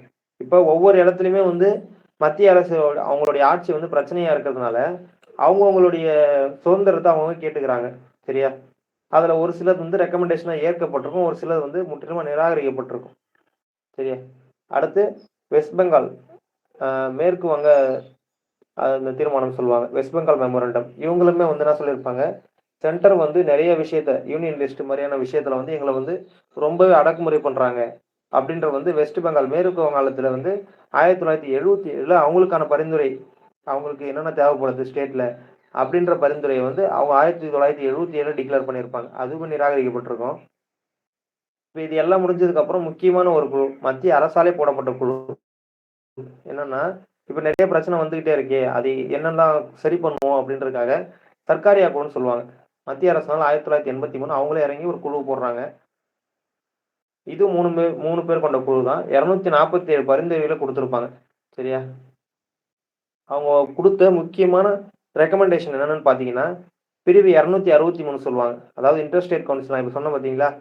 ஆ ஸ்டேட்லாம் சேர்ந்து, மாநிலங்கள்லாம் சேர்ந்து ஒரு குழுக்களா ஃபார்ம் ஆகி, ஒரு கவுன்சில் உருவாக்கி, எங்களுக்கு தேவையான அதாவது அவங்களுக்கு தேவையான புரொவிஷன்ஸ நாங்க வந்து சென்ட்ரல் கவர்ன்மெண்ட் கிட்ட நாங்களா கேட்டுக்கிறோம் சேர்ந்து. அப்படின்னு உருவாக்கப்படுற குழுன்னு பார்த்தீங்கன்னா, 263 பிரிவு 263ல இத பத்தி சொல்லியிருப்பாங்க. ஒண்ணும் இல்ல. அது சரத்து தான் அது. ஆர்டிகிள் 263ன்றது அந்த சரத்து தான் அத பத்தி சொல்லியிருக்கோம். அடுத்து ஜனாதிபதி ஆட்சி மிகவும் தீவிரமான சூழலில் மட்டுமே செயல்படுத்தப்படணும். அதாவது இப்போ ஆட்சி கலைச்சிட்டு ஆர்டிகல் 356ன்றது வந்து ஜனாதிபதி ஆட்சின்னு சொல்லுவோம். அதாவது கீழே வந்து கவர்னர் ரூல் பண்ணிருப்பார் ஆளுநர். ஆளுநருக்கு வந்து அந்த ஆட்சி பிடிக்கல அப்படின்ற பட்சத்தில் ரெக்கமெண்டேஷன் கொடுப்பாரு ஜனாதிபதிக்கு. ஜனாதிபதி உடனே ஆட்சியை கலைச்சிட்டு அவருடைய ஆட்சியை வந்து ஸ்டேட் கவர்மெண்ட்ல கொண்டு வருவார். சரியா? இதை பத்தி சொல்றது ஆர்டிகல் 356. இதையும் ஒரு ரெக்கமெண்டேஷனா வச்சிருந்தாங்க. அடுத்து வந்து பாத்தீங்கன்னா வரி விதிப்பு எஞ்சிய சட்டம் இயற்றும் மற்றும் அதிகார பாராளுமன்றத்திடம் இருக்க வேண்டும். அதாவது வரி விதிப்பு மட்டும் வந்து ஸ்டேட்ல வச்சுக்கிட்டு மற்ற ப்ரொவிஷன்ஸ் எல்லாத்தையுமே நீங்க என்ன பண்ணுங்க, ஸ்டேட்டுக்கு கொடுத்துருங்க. ஒன்றும் இல்லை, ஜென்ரலாக சொல்ல போனால் இந்த மத்திய பட்டியல், மாநில பட்டியல், பொதுப்பட்டியல் சொன்னோம் பார்த்தீங்களா? இதில் மத்திய பட்டியலில் வந்து டேக்ஸை மட்டும் நீங்கள் வச்சுக்கோங்க. மற்றபடி மத்திய பட்டியலில் இருக்க நிறைய விஷயங்கள் வந்து எங்களுக்கு பிரச்சனையாக தான் இருக்குது, அதனால எங்களுக்கு மாநில பட்டியலில் கொடுத்துருங்க அப்படின்றத வந்து ஒரு ரெக்கமெண்டேஷனாக வச்சுருக்காங்க. சரியா? அதே போல் நான் இப்போ சொன்னேன் பார்த்தீங்களா, ஸ்டேட்டில் வந்து நம்மளுடைய கவர்னர் இருக்காங்க, அதாவது ஆளுநர் இருக்காங்க. அவங்க நிறைய விஷயத்துக்கு வந்து நம்மளுடைய சட்டமன்றம் இயற்றக்கூடிய விஷயங்களுக்கு வந்து ஒப்புதல் தராதனால நிறைய மசோதாக்கள் வந்து சட்டங்களா மாற்றப்படாம பெண்டிங்ல நிலுவையில் நிற்கப்பட்டிருக்கு. சரியா? இது இப்படி ஒருவேளை நிலுவையில் நிற்கப்படுது அப்படின்னா அதுக்கான காரணத்தை சொல்லணும். இப்போ பாராளுமன்றத்தில் மக்களவை மாநிலங்களவை ஒப்புதல் கொடுத்துட்டு குடியரசுத் தலைவர் ஒப்புதல் கொடுக்கல அப்படின்னா அது சட்டமாக மாற்றப்படாது. ஆனால் குடியரசுத் தலைவர் அப்படி ஒப்புதல் கொடுக்கலன்னா ஏன் கொடுக்கல அப்படின்றதுக்கு வந்து ரீசன் சொல்லணும். அதையுமே ஒரு பரிந்துரையாக கொடுத்துருப்பாங்க. சரியா? அதே போல் நேஷனல் எக்கனாமிக் டெவலப்மெண்ட் கமிஷன், தேசிய பொருளாதார மற்றும் மேம்பாடு கவுன்சில் சொல்லுவாங்க. இதை தேசிய வளர்ச்சி கவுன்சிலாக என்ன பண்ணியிருப்பாங்க, மாற்றணும், பெயர் மாற்றம் பண்ணணும் அப்படின்ற மாதிரி சொல்லியிருப்பாங்க. சரியா? அதே போல் இதில் ஜென்ரலாக சில ஃபேக்ட்ஸ்லாம் கொடுத்துருப்பாங்க. சிலது பார்த்தீங்கன்னா கவர்னர் சம்மந்தமாக இருக்கும், சிலது பார்த்தீங்கன்னா ஆட்சி முறை சம்மந்தமாக இருக்கும், சிலது பார்த்தீங்கன்னா வரி மீதான ஒரு குற்றச்சாட்டுகளாக இருக்கும். இந்த மாதிரியான ப்ரொவிஷன்ஸ் எல்லாத்தையுமே ஒரு ரெக்கமெண்டேஷனாக கொடுத்துருப்பாங்க. இது ஃபுல்லாகவே பார்த்தீங்கன்னா சர்க்கார குழுவுடைய ரெக்கமெண்டேஷன் தான். நீங்கள் வந்து இதில் முக்கியமாக உங்களுக்கு தெரிஞ்சிக்க வேண்டியது 1983 மத்திய அரசால் போடப்பட்டது தான் இந்த சர்க்காரிய குழு. 3 மெம்பர் கொண்ட குழு. இதோடைய பரிந்துரைகள் என்னென்ன கொடுத்துருக்காங்க அப்படின்றது ஒரு ஜென்ரலாக பார்த்துக்கோங்க. அதே போல் சரத்து 356 என்ன சொல்லுது, குடியரசுத் தலைவருடைய ஆட்சி. அதே போல் 263 எதை பற்றி சொல்லுது, மத்திய மாநில இந்த கவுன்சில், இன்டர் ஸ்டேட் கவுன்சில் சொல்லுவாங்க. சரியா? மாநிலங்களுக்கு இடையான கவுன்சில் சொல்லுது, அதை பற்றி பார்த்துக்கோங்க. அதே போல் ஒவ்வொரு குழுக்களுடைய வருஷங்களை தெரிஞ்சுக்கோங்க. சரியா? இது எல்லாம் தான் வந்து எக்ஸாம் பாயிண்ட் ஆஃப்ல உங்களுக்கு யூஸ் ஆகும். அடுத்து பார்த்தீங்கன்னா இந்த குழு சர்க்காரிய குழு முடிச்சதுக்கப்புறம் புன்சி குழுன்னு சொல்லுவாங்க. புன்சின்றது பார்த்தீங்கன்னா ஏப்ரல் 2007 சென்ட்ரல் ஸ்டேட் ரிலேஷனுக்காக மதன் மோகன் புன்சி அப்படின்ற ஒரு தலைமையில் உருவாக்கப்பட்ட குழு தான் வந்து இந்த புன்சி கமிஷனு. இவருடைய முக்கியமான பரிந்துரைகள் என்னன்னு பார்த்தீங்கன்னா தேசிய ஒருங்கிணைப்பு கவுன்சில், அதாவது இன்டர் ஸ்டேட் கவுன்சில் அப்போ பார்த்தோம் பார்த்தீங்களா, 263 மென்ஷன் பண்ணியிருந்ததுல, அதை வந்து ஃபார்ம் பண்ணணும். அதை வந்து ஒரு பரிந்துரையாக கொடுத்துருப்பாங்க. அதே போல் 356, இப்போ நம்ம அந்த 356 3 தடவை பார்த்துருக்கோம் பார்த்தீங்களா. இந்த ப்ரொவிஷன் வந்து ரொம்பவே பிரச்சனைக்குரிய ப்ரொவிஷனாக இருந்ததுனால தான் எல்லா கமிஷன்லையுமே அதை பற்றின ரெக்கமெண்டேஷனை கொடுத்துருக்காங்க. சரி, அடுத்து மத்திய அரசின் அதிகார துஷ்பிரயோகத்தை தடுப்பதன் மூலம் மாநிலங்களின் நலனை பாதுகாக்க இந்த பரிந்துரை முயல்கிறது. அதாவது ஒன்றும் கிடையாது, அவங்க இந்த யூனியன் லிஸ்ட் நான் சொன்ன பார்த்தீங்களா, மத்திய பட்டியல், மாநில பட்டியல், பொதுப்பட்டியல். மத்திய பட்டியலில் வந்து எல்லாத்தையுமே டாமினேட் பண்ணுற மாதிரி இருக்குது. அவங்க சொல்கிறது தான் வந்து சட்டம் அப்படின்ற மாதிரியான விஷயங்கள் இருக்கிறதுனால மாநிலங்களுக்கு லிமிட்டடான பவர்ஸ் இருக்குது அப்படின்றதையும் அவங்க மென்ஷன் பண்ணியிருந்தாங்க. அடுத்து ஒருங்கிணைந்த பட்டியலில் உள்ள பாடங்கள். ஒருங்கிணைந்த பட்டியலாம் ஒன்றும் கிடையாது, கன்கரண்ட் லிஸ்ட்டை சொல்லுவாங்க. அதாவது நம்மளும் சட்டம் இயற்றிக்கலாம், அவங்களும் சட்டம் இயற்றிக்கலாம் அப்படின்றது வந்து சில சேஞ்சஸ் கொண்டு வரணும். சரியா? அவங்களுக்கு வந்து டாமினேட்டிங் பவர் இருக்கக்கூடாது அப்படின்றத பற்றி சொல்கிறாங்க. அடுத்து ஆளுநர் நியமனம் மற்றும் நீக்கம். ஆளுநர் நியமனம் வந்து யார் பண்ணுவாங்க பார்த்தீங்கன்னா குடியரசுத் தலைவர் பண்ணுவார். சரியா? அவர் எந்த கிரைட்டீரியாவில் பண்ணுறாரு அப்படின்றதுலாம் வந்து இன்னும் தெளிவாக சொல்லலை. அதே போல் அவங்களுடைய நீக்கம், அந்த மாதிரி விஷயத்தை வந்து நம்ம தெளிவாக வந்து பண்ணுறது மூலம் வந்து ஸ்டேட் கவர்மெண்ட்டில் வந்து ஒரு பிரச்சனை இல்லாத ஒரு சூழல் இருக்கும். அதாவது கவர்னருக்கும் அந்த சட்டமன்றத்துக்கும் அப்படின்றத பற்றியும் சொல்கிறாங்க. சரியா? இது எல்லாமே பார்த்தீங்கன்னா ஜென்ரலாக நீங்கள் ஒவ்வொரு குழு படிக்க அது என்னன்னா வந்து ஜென்ரலாகவே சில ஃபேக்ட்ஸ்லாம் ரிப்பீட் ஆகிட்டே இருக்கும். சரியா? அவ்வளோதான். இதில் நம்ம என்ன டாபிக் பார்க்கல அப்படின்னா, நம்ம மத்திய மாநில அரசுகள் இருக்குது பார்த்தீங்களா, இதில் இருக்கக்கூடிய சரத்துகள் வந்து 245 291 வரைக்கும் வந்து இந்த சரத்துகள் கொடுத்துருப்பாங்க. இந்த சரத்துகள் மட்டும் நம்ம நெக்ஸ்ட் கிளாஸில் ஒவ்வொன்றா பார்த்துடலாம். மற்றபடி நம்ம இன்னைக்கு பார்த்த டாபிக் என்னன்னு பார்த்தீங்கன்னா கிராம ஸ்வராஜ்யம், 73ஆம் சட்ட திருத்தம், 11வது அட்டவணை, 243 அதில் இருக்க சரத்துகள் பார்த்தோம், அது எப்படி ஃபங்க்ஷன் ஆகுதுன்னு பார்த்தோம், எலெக்ஷன் அதோடைய தேர்தல் முறை பார்த்தோம். அதே போல் நகராட்சி, நகர்பாலிகா சொல்லுவோம்ல, அந்த நகர்பாலிக்காவில் 74வது சட்ட திருத்தம் 1992 வருஷம். அதே போல் அவங்களுக்கு எப்படி எலெக்ஷன் நடக்குது, டவுன் பஞ்சாயத்து அதுக்கெல்லாம் வந்து எப்படி எலெக்ஷன் நடக்குது அப்படின்றதெல்லாம் பற்றி பார்த்தோம். அடுத்து மத்திய மாநில உறவுகளுக்கு இடையே போடப்பட்ட குழுக்கள், இவங்க 2 பேரும் பிரச்சனையாக இருக்குது, மத்திய மாநில உறவுகளுக்கு பிரச்சனையாக இருக்குன்னா அதுக்கு நடுவில் போடப்படுற குழுக்கள் என்னென்ன, அவங்க பரிந்துரைகள் ஏற்றுக்கிட்டாங்களா இல்லையா, அந்த பரிந்துரைகள் செய்யறதுக்காக போடப்பட்ட குழுக்களுடைய வருடங்கள் முக்கியமாக, அதே போல் மத்திய அரசா மாநில அரசா அப்படின்ற சில ப்ரொவிஷன்ஸ்லாம் பார்த்தோம். சரிங்களா? இதுதான் வந்து இப்போ நம்ம பார்த்த ஆர்டிகல்ஸும், இப்போ நம்ம பார்த்த இயரு, அதே போல் உங்களுக்கு நான் வந்து இந்த கிராம சபை எத்தனை முறை கூடும் அப்படின்னு சொல்லியிருந்தேன், ஒரு 6 தடவை. அது என்னென்ன நாள்னு தெரிஞ்சுக்கோங்க. அதே போல் அது என்னென்ன டேட்டுன்னு தெரிஞ்சுக்கோங்க. அது இல்லாமல் பார்த்தீங்கன்னா சரத்துகள் தான். அதான் அந்த 243 ஓலன்னு சொன்னோம் பார்த்தீங்களா? அதில் வந்து எந்தெந்த சரத்து வந்து நிதி பகிர்வு, எந்தெந்த சரத்து வந்து இடஒதுக்கீடு, இதை பற்றிலாம் சொல்றதுன்றது வந்து டைரக்ட் கொஸ்டினாக எக்ஸாமில் கேட்பாங்க. ஆல்ரெடி கேட்டிருக்காங்க. நீங்கள் அப்படியே கூகுள் பண்ணி பாருங்கள். இதை படிச்சுட்டு நீங்கள் வந்து TNPSC previous year question paper போட்டுட்டு இந்த கிராம ஸ்வராஜ்யம், நகராட்சி இதெல்லாம் பார்த்தீங்கனாலே தெரியும். என்னென்ன கொஸ்டின்ஸ்லாம் ரிப்பீட் பண்ணியிருக்காங்கன்றது பார்த்தீங்கன்னா ஒரு ஐடியா கிடைச்சிரும். இந்த மாதிரி கொஸ்டின்ஸ் ஃபாலோ பண்ணுறாங்க அப்படின்னா அந்த விஷயத்தெல்லாம் வந்து ஆர்டிகல்ஸ்லாம் நம்ம அதிக இம்பார்ட்டன்ஸ் கொடுத்து படித்தா போதும். ஈஸியாக கிளியர் ஆகிடும். சரிங்களா? வேறு ஏதாவது டவுட்ஸ் இருக்கா அதில்?